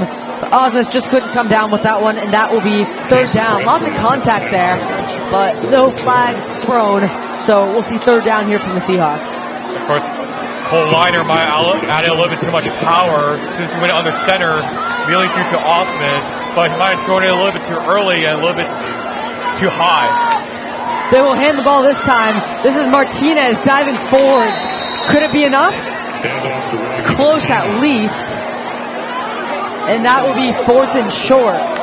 Could we see a tush push? See Mikey Ricardo, who plays as fullback many times, checking in. It looks to be a offensive crew that is on the field. Brady Grove, the backup quarterback, momentarily looked like he was coming in, but he comes out, potentially indicating that they decided to go away from the QB sneak. Give it to Ricardo, or try to power it in.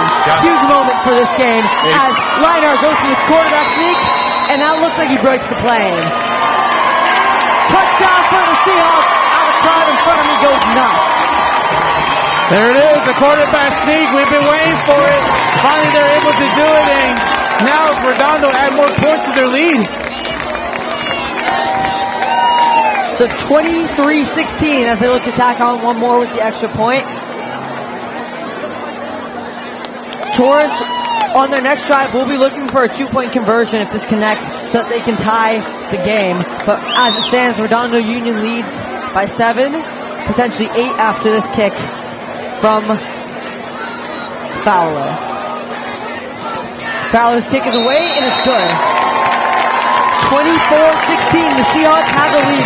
4:56 to go here in this third quarter. So the Seahawks, 2-3, are right now leading the undefeated Torrance Tartars. What do you make of this? It's very impressive how Redondo has been playing good football. They struggled in the beginning of September, but near the end of September, they have racked up a 2-game win streak and now on the verge of 3 as we see the replay of the quarterback sneak here by quarterback Cole Leinart. Let's take another look at that QB sneak. That's just pure power where he's going to dive right through. As the kickoff is away.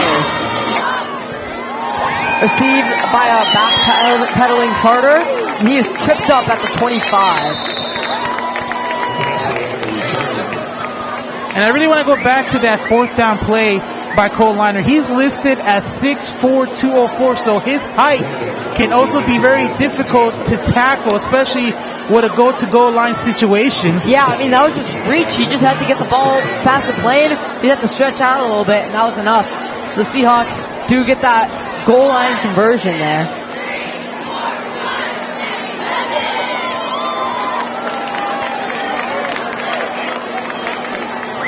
I want to give credit to the Seahawk defense early in the game. Man-to-man coverage. It worked well towards the first quarter. By the second quarter, they still implemented man-to-man coverage, but let them giving up 16 points with zone coverage here for the Seahawks. Draw here for Torrance. Solid pickup there from Leinart. He's going to get about 5 there. But just keep in mind that the Seahawks are rushing 4, and they have man-to-man coverage with 2 high. It's a common play, but what this allows is because the safeties covered the deep ball, the Seahawks cornerbacks are going to jump the route often. So keep an eye on these quick slants and things like that. Seahawks are going to jump the route. So keep your eye out for that as we got trips on the bottom of your screen. Keep your eye out for those guys over there. The ball is headed in that direction. Bradley is tackled down, but it looks to be enough to move the sticks. A little bit of a trickery there by the by the Tartars, and they went for the right, then went left, and they got the pass completed. First down. Yeah, I mean, they tricked everyone but me because I predicted I was headed to that side. But absolutely, the Tartars are looking to try to confuse the Seahawks defense. They want to establish the run game and then take advantage of that off the play action. Right now, there's 3 minutes, 50 seconds to go here in this third quarter, so they have plenty of time to establish everything on the swing pass here. Hard running from Reinhardt. He's going to get about 6 on the carry.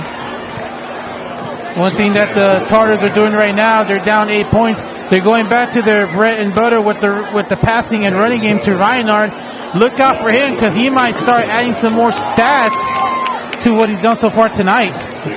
And really, the Seahawks can't blitz because of how quickly Turner's getting it out of his hands. So they're taking that method of Keith Ellison's game away. So that is something that the coach of the Saxons has in mind. That's a conscious choice here. Raymond Carter, the coach of the Saxons, he's doing a good job negating the blitz that the Seahawks often like to bring. As the handoff comes, he's thrown backwards. Good defense there by the Seahawks. Of course, that was the 4th consecutive play in which Gibson Turner was on a shotgun, either handing the ball to Reinhardt or that previous play before this, a screen pass to Reinhardt. And of course, now 3rd and 1. Let's see what they got here. Yeah, and that was Somerville there on the stop. He did a good job pushing Reinhardt back. Reinhardt's done a good job lowering the shoulder and getting extra yards through contact. Not there. The Seahawks will look to continue that precedent. Here on 3rd down, watch for the run play again in the I formation. The safeties are getting a little closer. Yeah, Seahawks are absolutely stacked in the box. Handoff goes and the Seahawks are in there, but Reinhardt's still pushing it forwards. That'll be close at least. It looks like they spotted him for the first down. Yeah, it looked like it was going to be a tackle for loss, but somehow, some way, Torrance was able to move the ball forward and a much needed first down as we're approaching 2 minutes left in this third quarter. Yeah, I mean, that's what a good running back does. Even if the offensive line doesn't hold up their end on that specific play, they just get right through all the defenders in the backfield and still push it forward. So excellent job there by Reinhardt, and that shows why he averages 121 yards per game on the ground. Torrance High is lining up with an air raid. 4 receivers up. Yeah, they're spreading it out evenly on either side. Looks like man coverage with the shifting of the defense. Reinhardt in motion. The screen is thrown. Oh, and he's free! Through his number 21, and that's a touchdown for Torrance out of nowhere. The screen pass finally hits pay. That's Elias Emerson who leads Torrance in receiving yards, who got that one just all the way up the field for the touchdown. Yeah, what a play there by Torrance. The big play they needed, were able to pull off at the right time.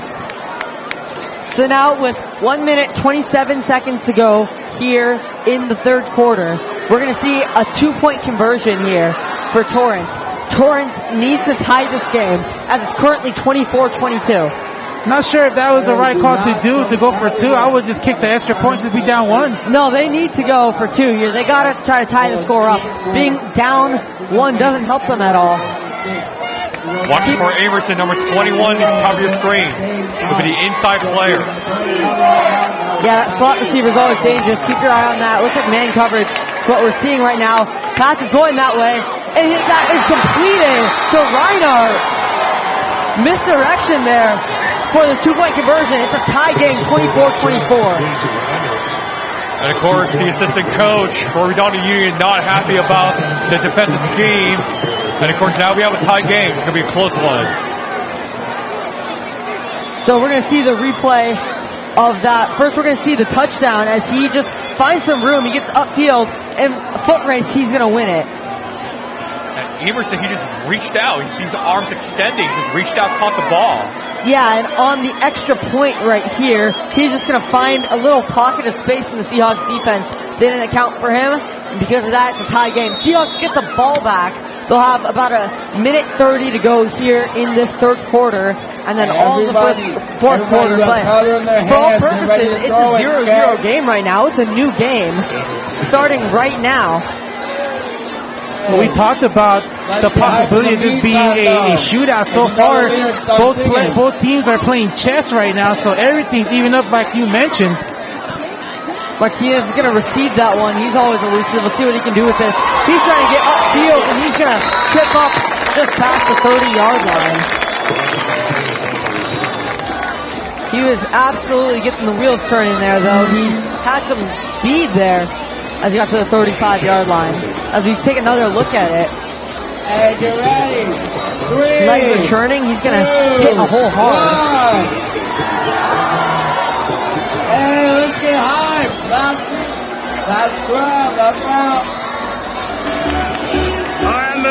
Looks like Zeno is not in the lineup, so that might be a big thing there for the Seahawks. He's still on the sidelines. Sophomore Martinez looking to prove himself, as he will get the handoff. Down the outside, Martinez cuts back. Doesn't find too much room there, and it'll be 2nd and 10. This will be an absolutely key possession for the Seahawks, looking to take another lead here and put the pressure on Torrance, but if it doesn't go their way, the pressure is on the Seahawks defense, and you never want the pressure on your defense. That's always a tough situation to be in. So Leinart and company look to give the defense a little bit of cushion. Torrance Lion with a 3-4. Lots of time for Leinart once more. He'll go deep. Definitely a jersey tug there, and the referee finds it. That was probably a call. Yeah, a lot of contact there by Torrance, and that's going to give the Seahawks a first down. Yeah, I mean, that was pass interference. That's exactly the definition of pass interference on Torrance. And the Torrance fans seem to not like that call, but it was an obvious pass interference. Tugging up the jersey. So the Seahawks will gain significant yardage there.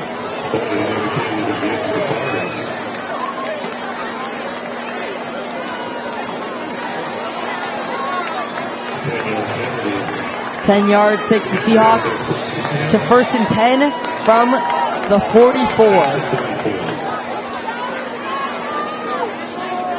That might have been one of those penalties where coaches always hate penalties, but that might have been worth it. That looked like the receiver was gone. As we see the stack on the bottom of your screen, keep your eye out for these guys to make a play. Wanderley and Lindstrom. The handoff will go to Zeno. Zeno's back in the game as he is stuffed at the line of scrimmage. So 2nd and 9 here, but good nonetheless for the Seahawks to have Zeno back. Yeah, that's correct. It's good to have him in there. But the question is how his condition is. And we're about to go near the end of the third quarter. So this fourth quarter is going to be very, very interesting. Yeah, 10 seconds to go in the quarter. Presumably, they will not run another play. And so we will take the third quarter break. And we'll come back. Fourth quarter action. Tie game 24-24. Stay glued to your seats because it's all on Redondo Sports.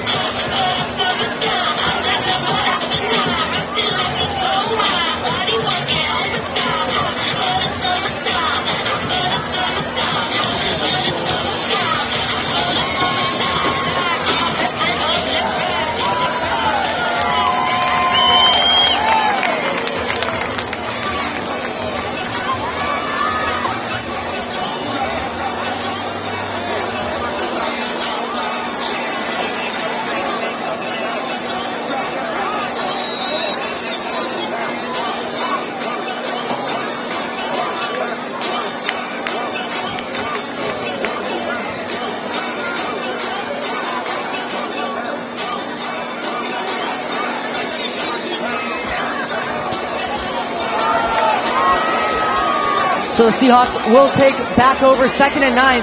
12 minutes to go in what is essentially a 0-0 game. Let's see how Coach Keith Ellison draws up his players to play this. So from the single back, Lionheart will fake a handoff.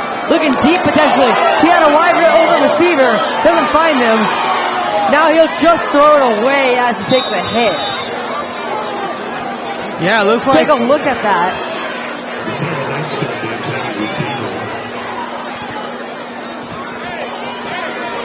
As we see that play once again over at the top of your screen, he just can't quite find. It's just out of your screen, but he had a receiver on the top left, couldn't find him, and then eventually the white shirts marked up again and found who they were covering, and so Lionheart never got the opportunity to get it to his guy. And almost a sack there, and it looks like Torrance may have gotten away with a late hit on Lionheart. So from the shotgun, Lionheart down the outside. This one's a high throw, tip drill, and it's intercepted by Torrance. Well, talk about the big play. Torrance just made one right now.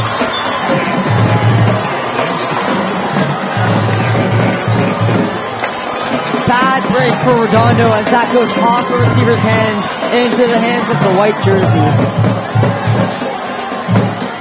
We're going to see over here, pass is just a little high, and we're going to see right here, pass is going over here. Instead, it's going to end for over here. What? So that is going to cost the Seahawks as their defense needs to stop now. The player that got the interception was number 3, Colin Tucker, junior 5'8" defensive back. Great read from Colin. So expecting the run, look for the Seahawks to stack the box.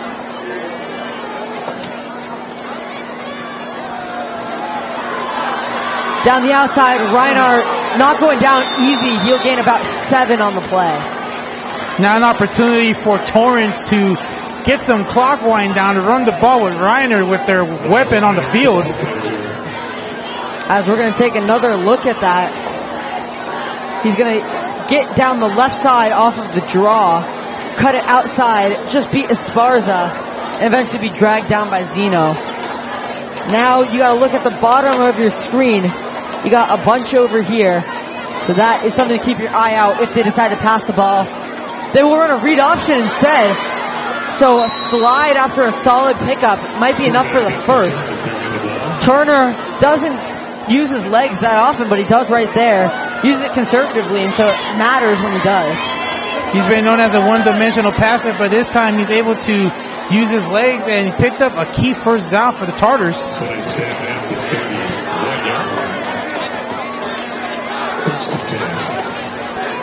So they fake the handoff there. They might try to go for the handoff this time or utilize the 3 at the bottom of your screen that are still there.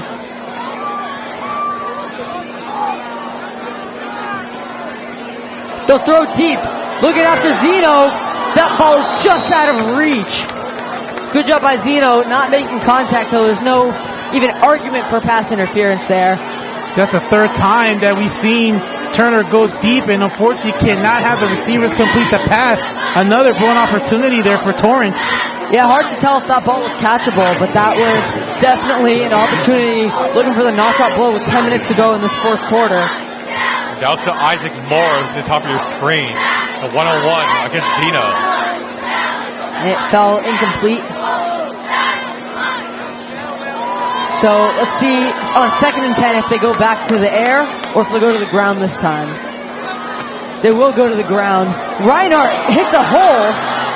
He's eventually tackled, but that's a first down as he's almost to the 15-yard line. Reinhardt having himself a day. And that's one of the issues when you try to put pressure on the quarterback. You leave the outside or the inside open, and Reinhardt just took it in. Nobody there, and they get another first down. Just once he hits that initial hole, it's just so hard to bring him down because he's got the speed. He's got the vision to avoid the linebackers, and so it ended up being a safety who would have to get to him. But we have the pistol formation once more. Let's see if they motion out of it. We see the safeties crowding. Low snap. They'll hand it off to Reinhardt, and he is tackled. Good stop there by the Seahawks. It looked like that low snap there by Turner. It cost Reiner 2 seconds. Yeah, and that allowed Iglesias to get in there and just wrap him up by the legs. Great tackle there, and that will bring up second down. Of course, Redondo Union, that previous play was slowly crunching up that defensive line because we saw the safeties slowly creeping in. And of course, the Tartars right now, Reinhardt is right next to Gibson Turner, so expect him to run the ball or short swing pass. 3 receivers on the bottom of your screen. Keep your eye out for them. They will hand it off instead, and Brock Herrera coming up in clutch for his team with a tackle for a loss. This is going to be third down and 10 after Brock Herrera gets to the running back. Herrera not able to get to the quarterback, but he did the best thing, get to the best running back on the field on Torrance's side. And Reinhardt has been substituted now. Presley is in. Looks like Torrance is going with the air raid. 4 receivers up. And so now from the shotgun, dropping back to pass, going deep. He finds his guy. Turner connects a beautifully thrown ball for the touchdown. We see so many attempts to the corner of the end zone, and finally they did it. And now with that, they just taken the lead. That is an incredible throw where he lofts it over the defender in zone coverage. Defender was backpedaling. The throw had just enough touch to fall into his receiver's lap. That is an excellent play design that connects. Now Christian Zeno covering Isaac Morris for the touchdown. And Zeno saw the ball, but he didn't attempt to reach out his hand. Of course, that was a great catch by Mora. Kick is good, and so now a 7-point game. Redondo Union trails 24-31 with 8 minutes, 36 seconds to go. It is now time for the Seahawks to put their head down. They know they need this one.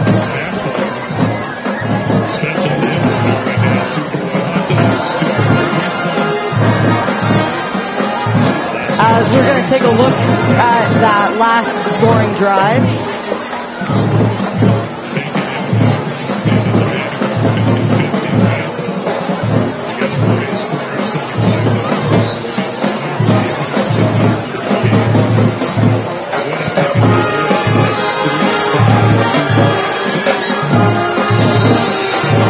Beautiful throw to arc over the Seahawks defenders. As you see, 2 trailing Seahawks.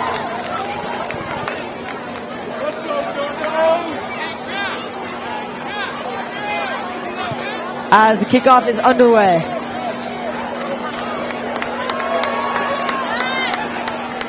Hard hit there for Torrance that Malcolm Becerra Lindstrom had to absorb. But nonetheless, the Seahawks will take over from just shy of the 30-yard line. Julius, you think they'll choose to stretch the field or try to go more mechanical with this one on shorter plays?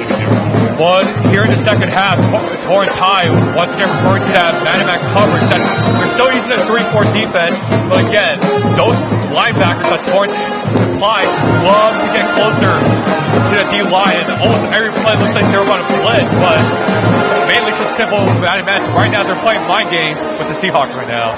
Don't look now, but looks like man-to-man on the bottom of your screen. Keep your eye out for that. Seahawks do not opt to use that and instead hand the ball off, but looks like the Tartars might be daring the Seahawks to go after that with Presley in one-on-one coverage at the bottom of your screen. Let's see if Coach Keith Ellison picks up on that and decides to attack that this time. So we see Redondo Union, 6 players in the line of scrimmage. A lot of players, pass protection for Leinart. Let's see what the Seahawks got. Yeah, that's 7 on the line of scrimmage. They go play action. Now Leinart's got some time. He's rolling down the outside. He'll opt to run. Turning upfield, he'll get out of bounds after a modest gain of about 4 there. And that will make it 3rd and manageable. 7:40 to go here in this 4th quarter. As number 12, who scored the touchdown, Tyler Harper checks back in. Let's see if they try to target that 1-on-1 matchup and use his pure speed to burn for a deep ball. Well, let's see if they're able to go for the deep ball, or they could just do a short pass and get some extra yards. But as Julius mentioned, that 3-4 zone defense has really been giving the Seahawks a lot of trouble tonight. Yeah, 2 on the bottom of your screen now. Looks like zone coverage is shown at this point. Zone coverage will be the call on the defense, and the intermediate pass hits Zeno. That brings up 4th and 3. Do you go for this, Edward? Well, you're down 7 points right now. If you're Redondo, you're going to have to try to get a first down. You do not want to have that Tartar offense on the field because they have been burning Redondo with that running game and the passing game. Your best bet is to draw some time and get a touchdown and tie this game. And it looks like they are going to go for it. Once again, 6 players on for that old line. Redondo and a flag has been thrown.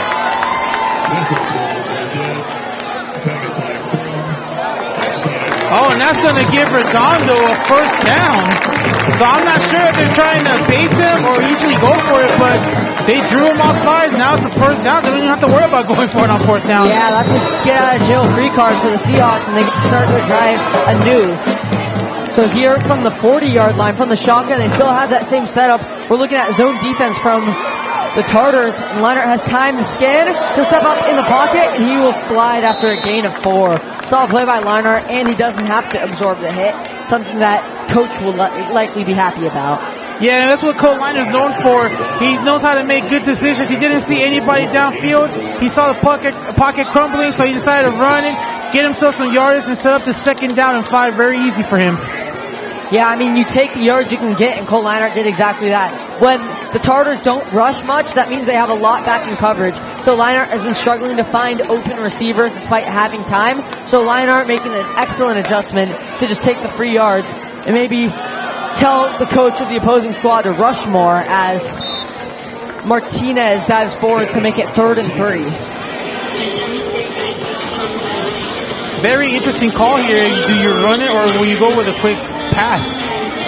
Well, to me, this is obvious 4-down territory, so I like running the ball here. But on the other hand, if you have a matchup you like, absolutely audible and make your guy make a play over the other. You have 2 at the bottom of your screen. That is something to keep an eye on. And this is the 3rd consecutive time that the Seahawks are running the same exact air raid play.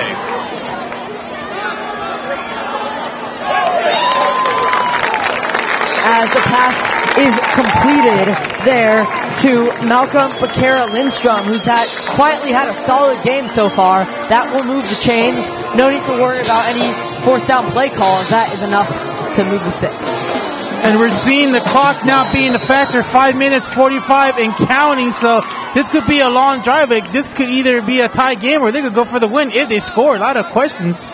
Yeah, we see the line stacked again, so that will likely mean a run or maybe a play action. But I expect to see a run here as the Seahawks look to establish their game once more.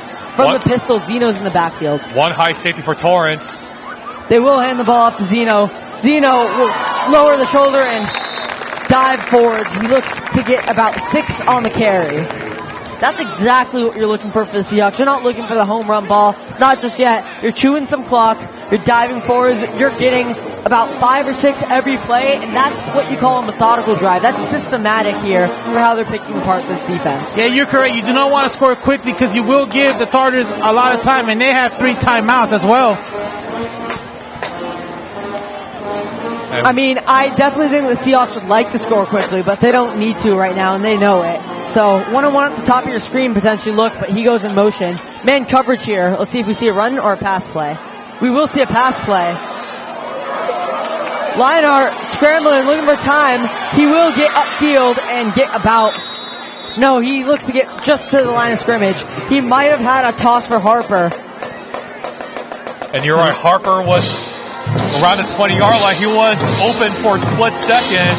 But of course, in my opinion, Leinart just made a good choice running out of bounds. Yeah, Leinart also had the official there who was actually, it looked like he tried to get out of the way, but he wasn't able to move out in time. But that helped Leinart, get extra yardage there. So we're going to see 2 at the top and 2 at the bottom right now for the Seahawks. Let's see which side they go to here on 3rd down. Dropping back to passes, Leinart. 4-man blitz. Leinart down the outside. Looking to make a play for receivers. And coming back to it, Harper cannot make a catch. 4th down right now. This looks to be just in 4-down territory. This would be a tough pill to swallow to punt this ball from this field position. So, do you think the Seahawks will go for this one? Leinart's still on the field, and looks like they are going to go for it. This could be the game. You don't want to give the ball back to Torrance because they have 4 minutes and 24, and their running game has been effective. Yeah, I would not be surprised to see a timeout if they want to look at this further, because this is an important play. So pay attention to this one, folks. Leinart looking for the hard count. Doesn't look like that's going to happen. Let's see if they decide to run an actual play. Watch out for the 2 linebackers. Oh, and that's going to hurt. Looks like they got some movement on the defense. That is absolutely incredible there for the Seahawks. No, they call it on the Seahawks. Looks like there was movement on the right side, and that's going to cost the Seahawks 5 yards. Yeah, the opposite of what I thought. That is horrible for the Seahawks right now. That's exactly what they didn't need. Do you think now we'll see a punt? Do you think that changes anything? Or if the point we made earlier still stands at 4th and 10? You would have to go for it. With the time being right now 4:24, you're going to have to go for it. So what's the play call? Do you run some deep route? Do you try to get catch and run going? No, you would just try to do a short pass or at least get a 10-yard, 12-yard pass. You just have to move the chains. That's all you have to do. Air raid offense. Back to passes Leinart. He has all day once more. Getting chased down by a defender. He throws it. It will be short no matter what, but it is incomplete. So now 4:14 on the clock. The defense needs a stop. I imagine we will see exclusively running plays from Torrance, at least until any key 3rd downs. But the Seahawks will absolutely stack the box. Keep your eye out for that. You have to give Torrance credit. They've been giving pressure to Leinart the last 5 plays. Had plenty of time, but unfortunately was not able to find where they wanted to go. And now they turn the ball over. Now is in the Seahawks defense. They're going to have to get a stop. Because 1 or 2 first downs might seal it here for Torrance. So, I mean, this might go without saying, but you blitz, right, for the Seahawks? You got to blitz. For the Seahawks, they had to put immense pressure on the O-line. So potentially you might be seeing a five-man defensive line. You just cannot give the big yard gains. They have to stop them behind the line of scrimmage. Yeah, we are absolutely seeing that from the I formation here from Torrance. The handoff does go to Reinart. Ricardo looking to track him down, and that will be a pickup of 4. They're going to have to put more pressure on the left side. That's where Reinart has been getting all his yardage, so they're going to have to make adjustments on that left side. And for Torrance, as the clock winds down, just a little bit over 3 minutes and 50 seconds. Yeah, the Seahawks, I believe, still have 3 timeouts, as they're going to stack the box right here. This is what you mean by stacking the box. All these guys right there on the line, dedicated to stopping the run. So keep your eye on that as they try to prevent Torrance from picking up this first down. From the I formation, the handoff will go. Slicing through is Reinart. That might be enough for a first. Yeah, it looks like from up here that he might have enough. And no, it looks like they're going to declare him short. So 3rd and 1, the Seahawks are going to if they weren't stacking the box before, they will now. They're going to bring everything they can to try to hold him for a loss. But if you're Redondo, you also have to watch out for the play action or the quick pass. But you're right, they are going to have to line up and make sure they don't get that ball across where they need it to go. It's a risk you have to run. If they decide to run the play action, then you just say you just got to make them work for it then at that point. And like I previously mentioned, the defense has to play mind games with Leinart, but the offense here is playing mind games with the Redondo defense. Handoff goes, and Reinart gets much on the carry. The cutback through some red jerseys, and he's inside the 15-yard line. This could put it away because they're at least in field goal range right now. Yeah, that might be the run. Look at the huge run. That might be the run that sealed the game there. And with that play, Torrance High looks like they have total control on this game. Timeout taken by the Seahawks as we look. He's going to bounce it to the outside. Then from there, he's going to cut back. He's going to make a play. So excellent job by Reinhardt to finish that one.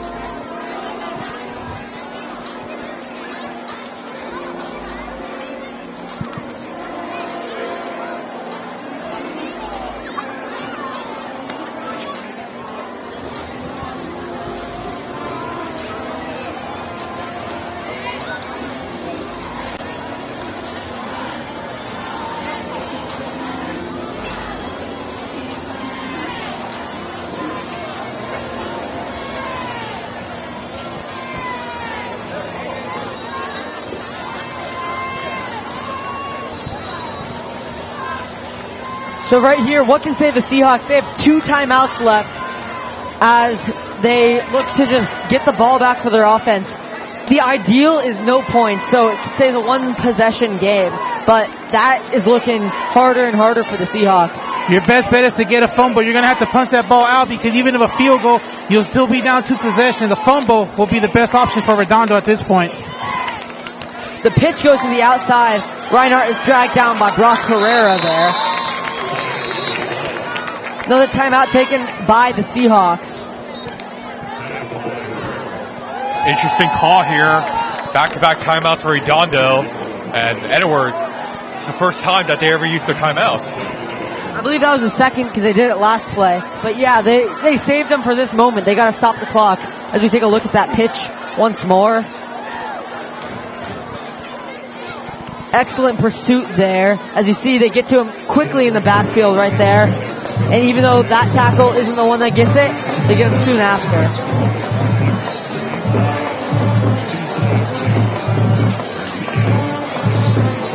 So I give credit to Reinhardt, who has been phenomenal in this game. Of course, Reinhardt, in his short stature, he just squeezes through his O-line or run passes the defensive ends like Brock Herrera or the linebackers like Lincoln Esparza. And give credit to Reinhardt. So right now it is 2nd and 11. Seahawks have one more timeout. And the game plan for Torrance is clear here. Bleed the clock, maybe get a first down, maybe get a score, and just close the game. But right now the Seahawks are looking to prevent that. So Reinhardt down the middle will get engulfed once more by the Seahawks defense. That'll bring up 3rd down. Timeout taken by Coach Ellison once more. So that's the last of the Seahawks' timeouts. And that will be 3rd down. So now this stop matters a lot. And we saw a blocked kick earlier in this game. If the Seahawks can get those 2, then they have a real chance at this game. Well, you're the Seahawks right now. The one thing you want to do is try to punch out that ball and create a fumble turnover. Now, if you're the Tartars, you're going to want to hold on to that ball very tight. As we take a look at that last play, the Seahawks did a good job just covering up the middle. There's just nothing to run at there for Reinhardt. Let's take another look at that run. There's just not a lot of space.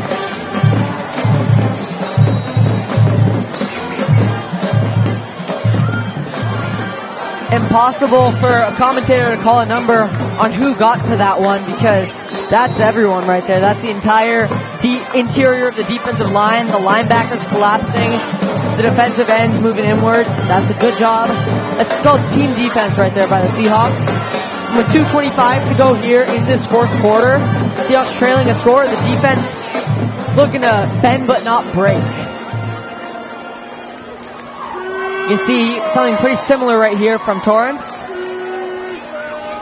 No, you won't. Play action, and he's going to run for it. He gets out of bounds, stopping the clock as well as being short of the line to gain. So, an absolutely huge 4th down on our hands as we take another look at this one. Good pursuit there by Delatorre to prevent him from getting that 1st down.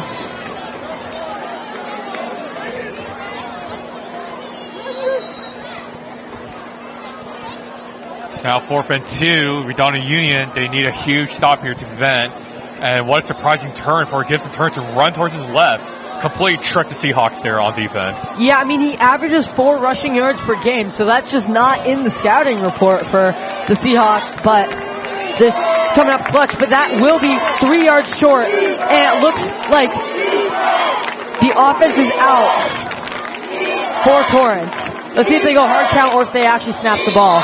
They will go hard count. Timeout taken by Torrance, and now expect to see the field goal team back on.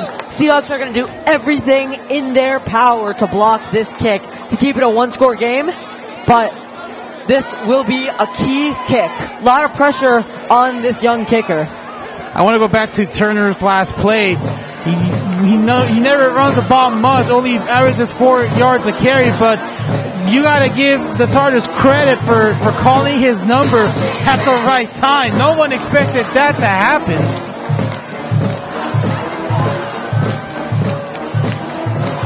And the Torrance kicking team is already on the field. And here comes the Redondo defense. They already blocked a kick once for the extra point early in the first half. But they would need all their power. So a lot of pressure here on Ian Evans, the kicker here for Torrance, to make this a 2-score game. Snap is good, hold is good, and kick is good. So it is a 2-score game. So the Seahawks now need 2 scores. You might see an onside kick.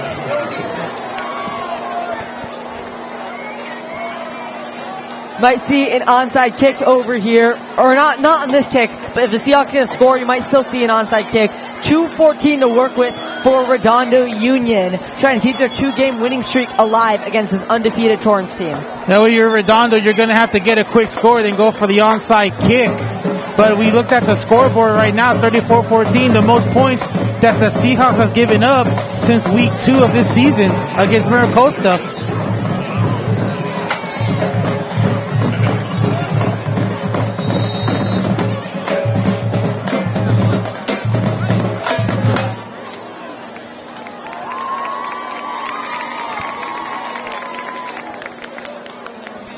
The kick is away.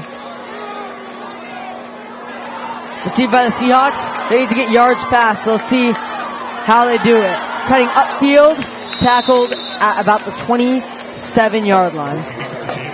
A very tough scenario here for the Seahawks. You're going to have to get points really quick with just 2:05 and no timeouts. Best bet is to use the sidelines here, but not to let too much time. Also, if you're co-liner, if you don't see anything out there, just throw it away. You cannot take a sack at this stage of the game.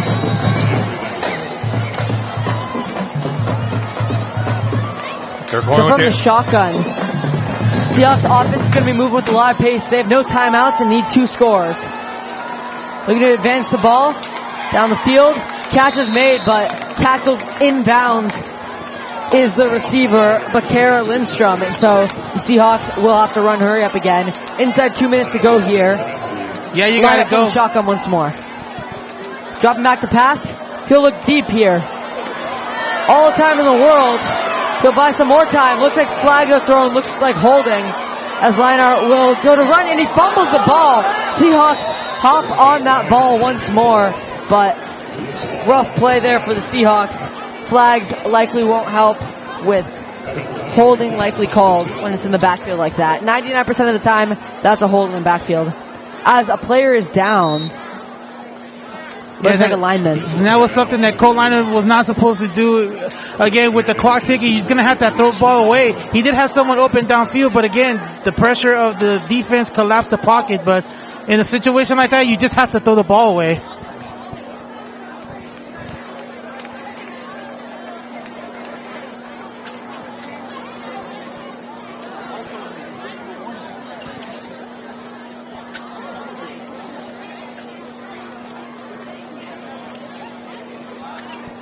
So an injury timeout stops the clock at 1:32, but the Seahawks did not get what they were looking for out of that play. Let's see if they try to just throw a Hail Mary once more. But Leinart obviously not looking to throw an interception and close this game off for the Seahawks, but you can't hold the ball that long. I'm sure he knows it. I'm sure he's getting told that in the huddle right now. So let's see how he bounces back. Very talented quarterback. We know that he will find something. So let's see what the Seahawks do on this 3rd down and 8. And I just want to say Bo Osmus is returned to the lineup. Play number 7, wearing the Guardian cap. In the bottom of your screen.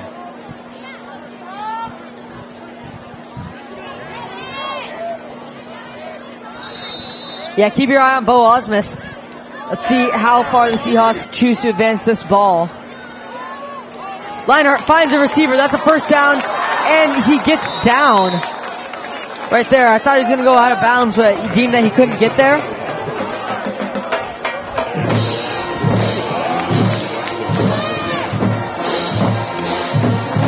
And so the Seahawks advance the ball. Leinart throwing the ball. He finds Harper once more. Solid pickup for Harper, but the Seahawks now have less than a minute to go here. Clock is stopped for some reason. Yeah, it gives the opportunity for Redondo to set up on... Oh, it looks like we have an injured player now. Oh, it's an injured player. Is that Harper? Yeah, it looks like it's Harper. That was the guy who caught that pass. Back-to-back completions for Harper. And it's not looking too good for the Seahawks offense. As we see that completion, good work by Harper, but looked like a painful hit as he got hit while he was getting spun around.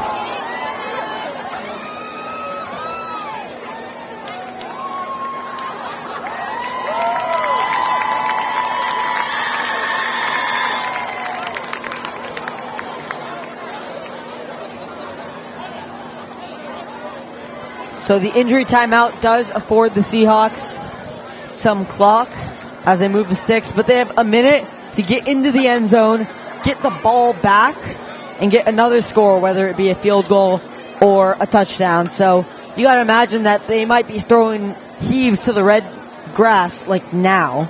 On this very next play, expect to see an absolute bomb thrown by Leinart.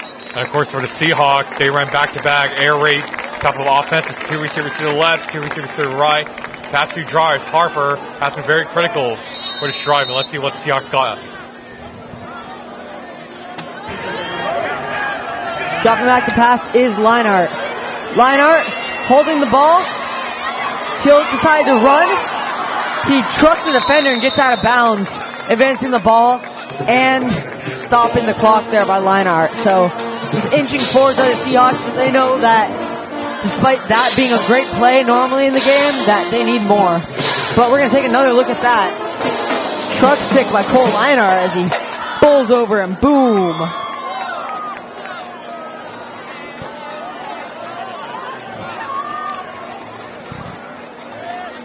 They're going with the same play here, air raid. No, it looks like it'll be tripped left.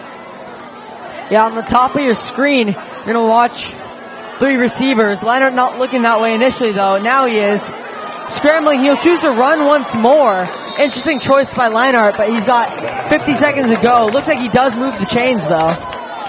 Yeah, it looks like Leinart is struggling. They're trying to find open receiver in a time like this where the clock is ticking. You just have to make a play or throw it away. I think maybe the coach might have talked to him about not forcing the ball if nothing's there, and he's keeping that close to him, even though the ball does need to come out. So right now, 40 seconds to go. Let's see if Leinart decides to let one rip here.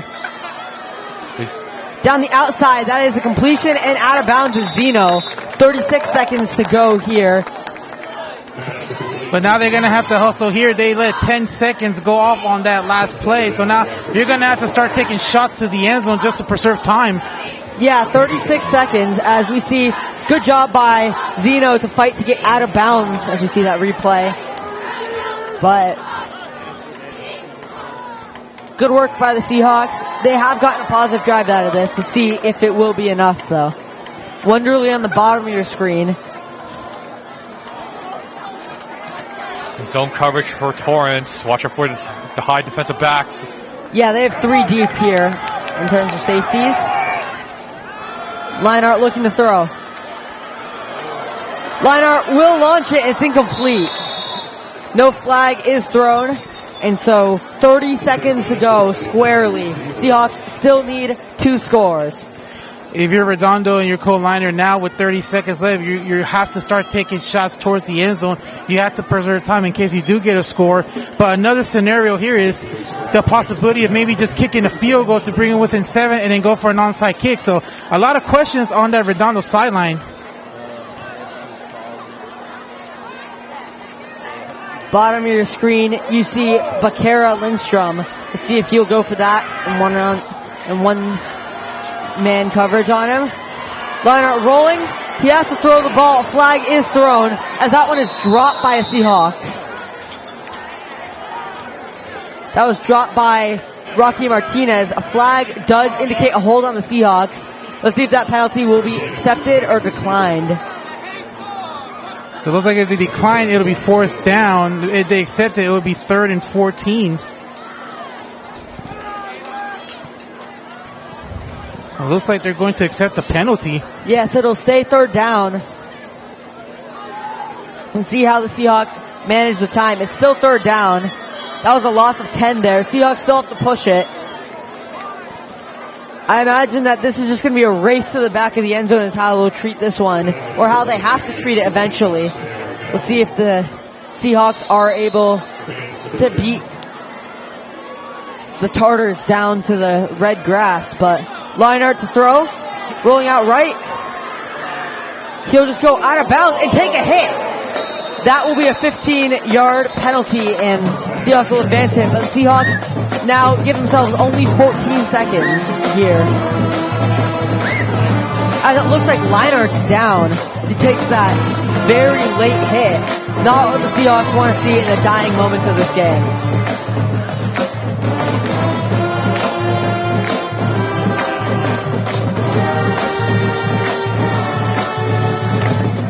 Yeah, that's a huge hit against Cole Leinart, and he seems to be a little shaken up, but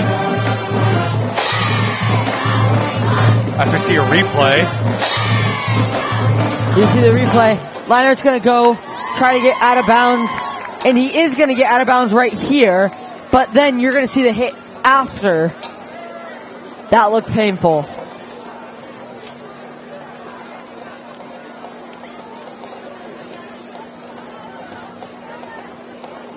Quite the late hit right to his hip.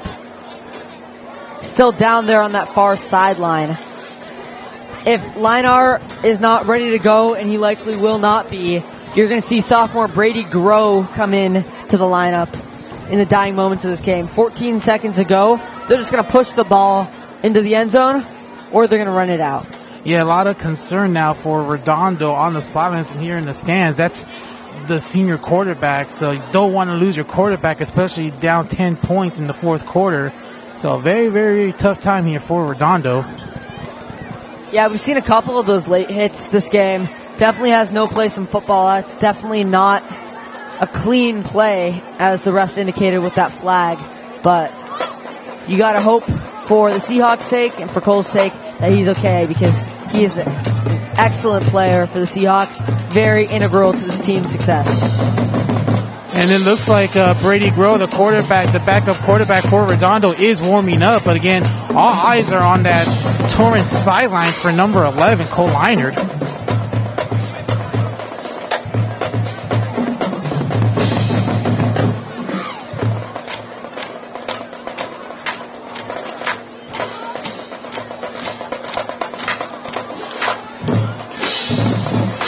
As we take another look at that play, trying to buy time. No receivers open downfield, so kept buying time. Decided to tuck it and run, knowing he can stop the clock out of bounds. Not hit to the hip.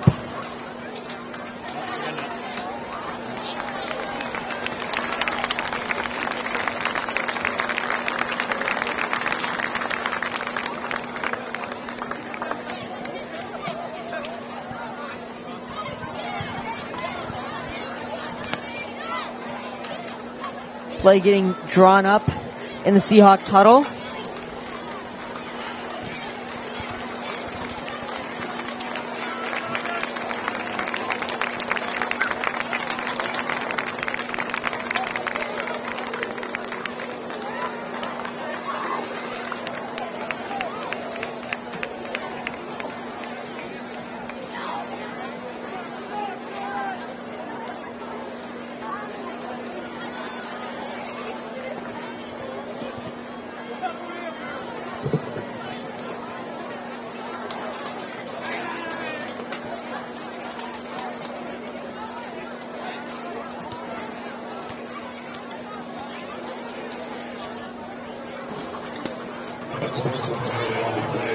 Torrance. Now puts the ball up at 19-yard line. Here's Redondo 4th and 1.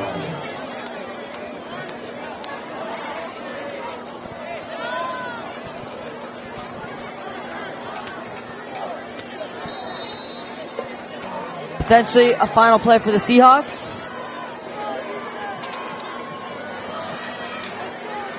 Snap comes for Groh. Slant is thrown. Seahawks on the catch and run. Get a solid gain, but with 5 seconds left, that looks like it will end it. The clock not rolling, so Seahawks buying time. They'll get another throw. Down the outside. Is that complete? No, it's incomplete. So Seahawks, 2 seconds left in this game. The Seahawks will have one more play. Unless they have Superman on their team, they're not going to be able to get 2 scores. But the Seahawks will look to go out with dignity and get another score. Down 10 points, 24-34. The Seahawks looking for another touchdown with sophomore Brady Groh under center. Final play of this game. Dropping back to pass is Groh. Groh buying time. He'll look to run it. Slips one tackle before he is wrestled down, and that will do it for the game. Clock hits zeros, and Torrance improves to 6-0, continuing their impressive win streak. The Seahawks, on the other hand, stop their win streak with going to 2-4. Seahawks still look solid in this game, and will have bright spots to take to next week. Yeah, that's correct. They did do some good things tonight, but the turnovers is what hurt the Seahawks, and now the main concern now is the health and status for Cole Weiner heading into next week's game. Yeah, absolutely. So the Seahawks, they don't get everything they're looking for in the game. Obviously, they were looking for the W, number 1, but you gotta like some of the things you saw. They established the running game. They started getting Bo Osmus integrated back into the offense. They got some picks, some huge plays on defense, and so the Seahawks will take that into video review, they'll take that into practice, and they'll take that into next week's game. And of course, it was a well fought hard game, but of course, unfortunately, sadly, turnovers against Redondo Union, just the Seahawks just getting overwhelmed them, and fortunately, towards just moments ago when Cole Weiner being hit hard and Brady Groh had to stepping in, the Seahawks, throughout the game fought with grit and integrity, and it's just that Torrance just had the upper hand throughout the game, and thus next week Redondo Union will be away against the Saxons of North Torrance. Yeah, it was a comeback victory for Torrance there. They fought hard the entire game. Seahawks didn't go down without a fight. Just a few times that they couldn't connect on plays where it looked like they had receivers open. That might have cost the Seahawks the game, but ultimately it was a battle. There was not really areas that you would say that one team did good, that the other team did bad, except for maybe running the ball, but it's not that the Seahawks did bad at that. It's just that the Tartars just had an incredible rushing attack, and that proved enough to defeat the Seahawks. So next week against North Torrance, the Seahawks will look to bounce back, but until then, they're 2-4. Torrance, 6-0, just looks to absolutely continue their season where they've been dominant, undefeated. And so that is going to be keys for both of these teams. Yeah, and then again, we were also glad to see number 7, Bo Osmus, out there tonight. Very limited though on the plays, but see if they're able to give him some more opportunities to get him back into the system. And Cameron, what do you think about having him back out there? Yeah, it's really good for the Seahawks. There's a lot of new players this week, including transfers as well as players coming off of injury. But the Seahawks looked rejuvenated. They just couldn't get the W. But Seahawks are looking good, and they've looked better every week that we've seen them. And despite the loss, I don't think that changes it. So I believe that the Seahawks will play hard next week against North Torrance. The Seahawks still are looking to have a great season. Despite the slow start, they've been looking better and better each week, and I truly think that matters. And then once with the injuries that have been affecting Redondo this season, once they get their main players back, this team's going to be very dangerous going down to the wire. Yeah, they've been bit by the injury bug, and that definitely does make a difference on the game. But the Seahawks still have had bright spots. So, excellent job by the Seahawks.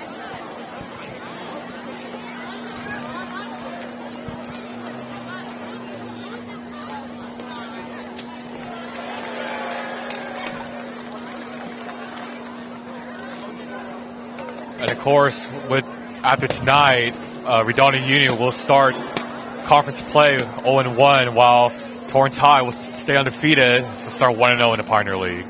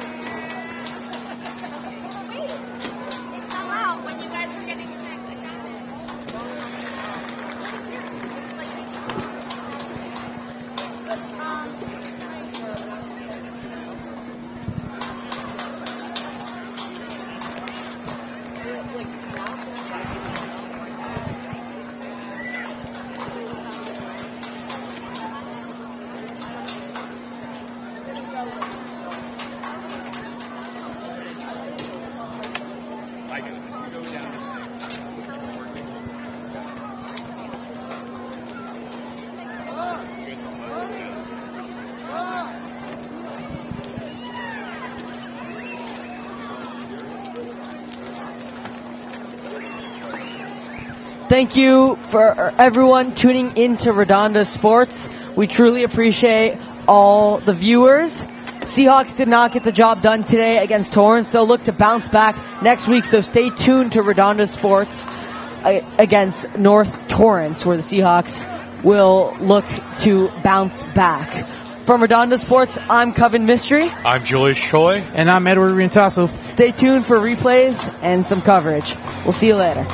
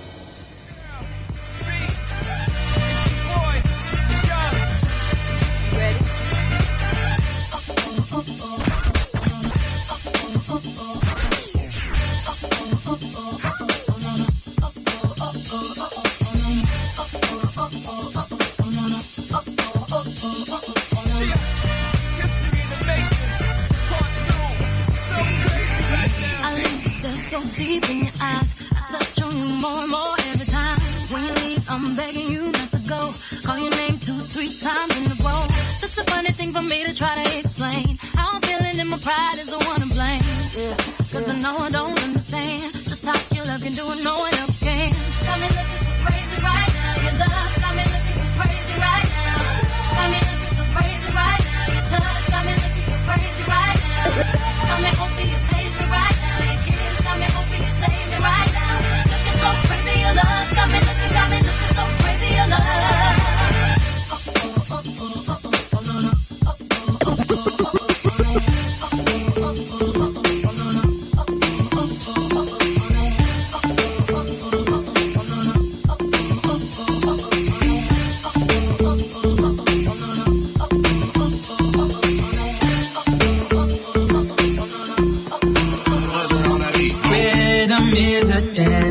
I need a companion, girl, I guess that must be you.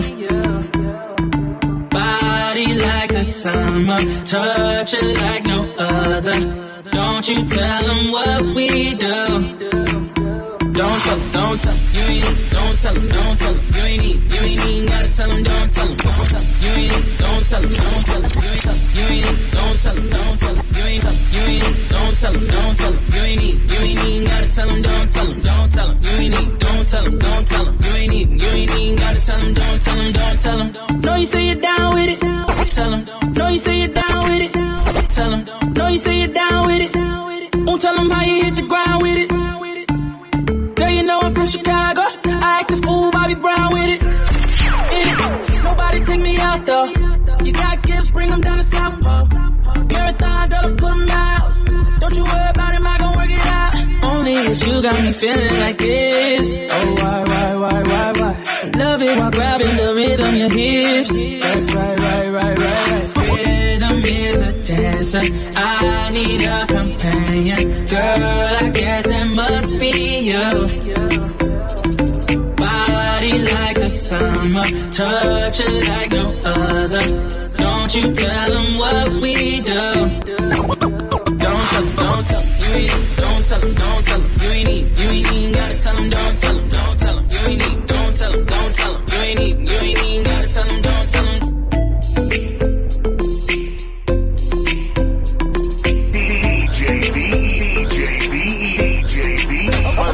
So come out in the club, and I know they know about each other. I think these trying to set me up. Maybe I'm just paranoid. I got a bad light skin from the valley. She be in the club with no panties.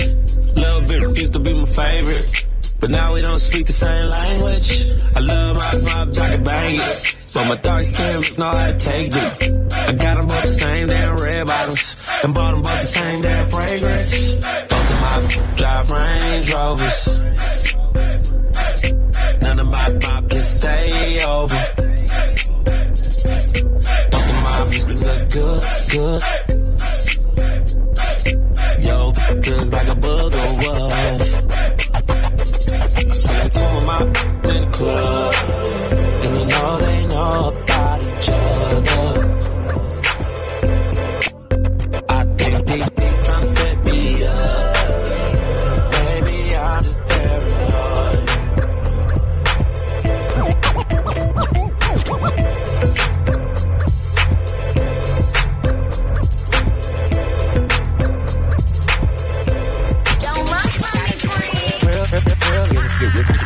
It is what it is, this a fast start. She a big gold freak, it's a must that I hit. It's a hot girl summer, so you know she got it lit. Know she got it lit. Hot girl summer, so you know she got it lit. Yeah. Know she got it lit. Hot girl summer, so you know she got it lit. Look, handle me? Who gon' handle me? Thinking he's a player, he's a member on the team. He put in all that work, he wanna be the MVP. I told him ain't no taming me, I love my niggas equally. Thinking 9 to 5 niggas with that superstar beat. The superstar star, now I got him far link. I called a jet to get that nick, I told him call, don't send no text and don't you touch tell them you with me when they be asking where you at. I can't read your mind, gotta say that. Should I take your love, should I take that? Got a whole lot of options, cause you know a girl's poppin'. I'm a high girl, so you know it's poppin'. Girl, it is what it is, it's a false start. She a big gold freak, it's a must that I hit. It's a hot girl summer, so you know she got it lit. Know she got it lit. Hot girl summer, so you know she got it lit. Know she got it lit. This is how we do.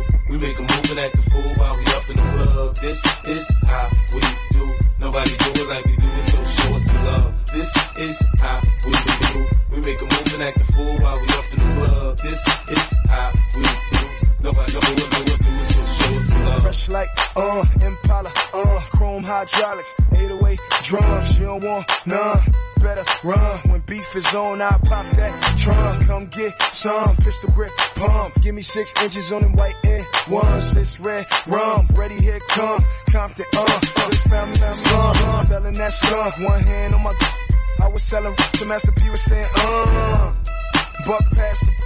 It's G Unit, girls just wanna have fun. Coke and rum, got green on the tongue. I'm banging with my hand up a dress like, I make it come, purple haze in my lungs. Whole gang in the front, kissing on the stun. I put Lamborghini doors on that Escalade. Low pro solo, look like I'm riding on blades. In 1 year, man, you know I'm so paid. I have a straight chick in the telly going both ways. Touch me, tease me, kiss me, please me. I give it to you just how you like it, girl. You're now rocking with the best, that thing on my hip, phone on my chest. They say I'm no good, cause I'm so hood. Rich folks do not want me around. Cause it might pop off, and when it pop off, somebody gon' get laid the f*** out. They call me new money, say I have no class. I'm from the bottom, I came up too fast. The hell if I care, I'm just here to get my cash. They bougie, I'm hood, they can kiss my ass.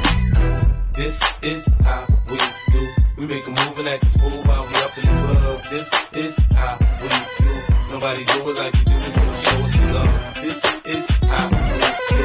We make a move and act a fool while we up in the club. This is how we do. Top down, chrome spinning. You see the boss grinning. I'm loving these women. I let 2 get in. She tried to let the rest fit in. I'm like, no, love, that's forbidden. I ain't for swishing. That's a problem to the will. Well, trust, I know them 20s real well. Now we coasting. Me 2 chicks and toasting. I turn up the volume, watch the bass get them open. Soft spoken with a wild side. I love them in the ride. They love it in the ride. Soft spoken with a wild side. I love them in the ride. They love it in the ride. Soft spoken with a wild side. I love them in the ride. They love it in the ride. We was moving bodies before we hit the party. Before the DJ started cutting.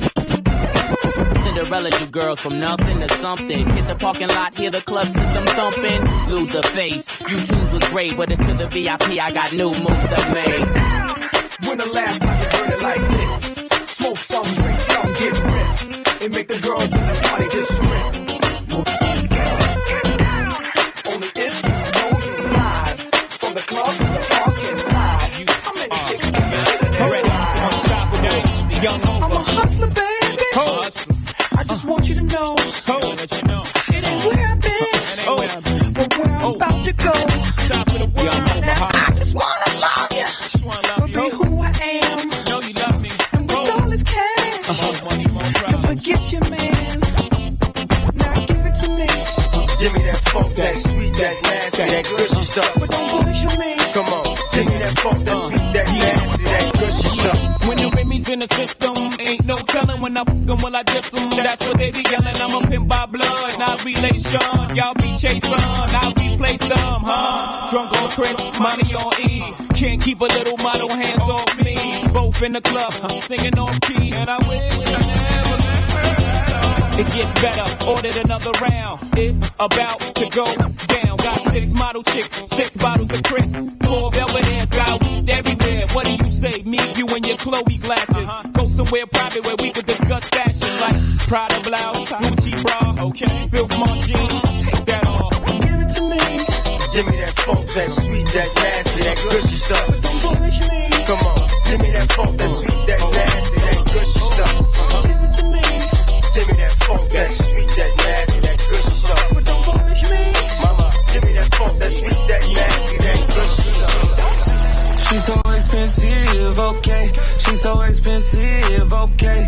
Demons of the Benz is okay. diamond tennis necklace, okay. Lambo or the double R truck, yeah, yeah. She gon' let a superstar, yeah, yeah. She's so expensive, okay.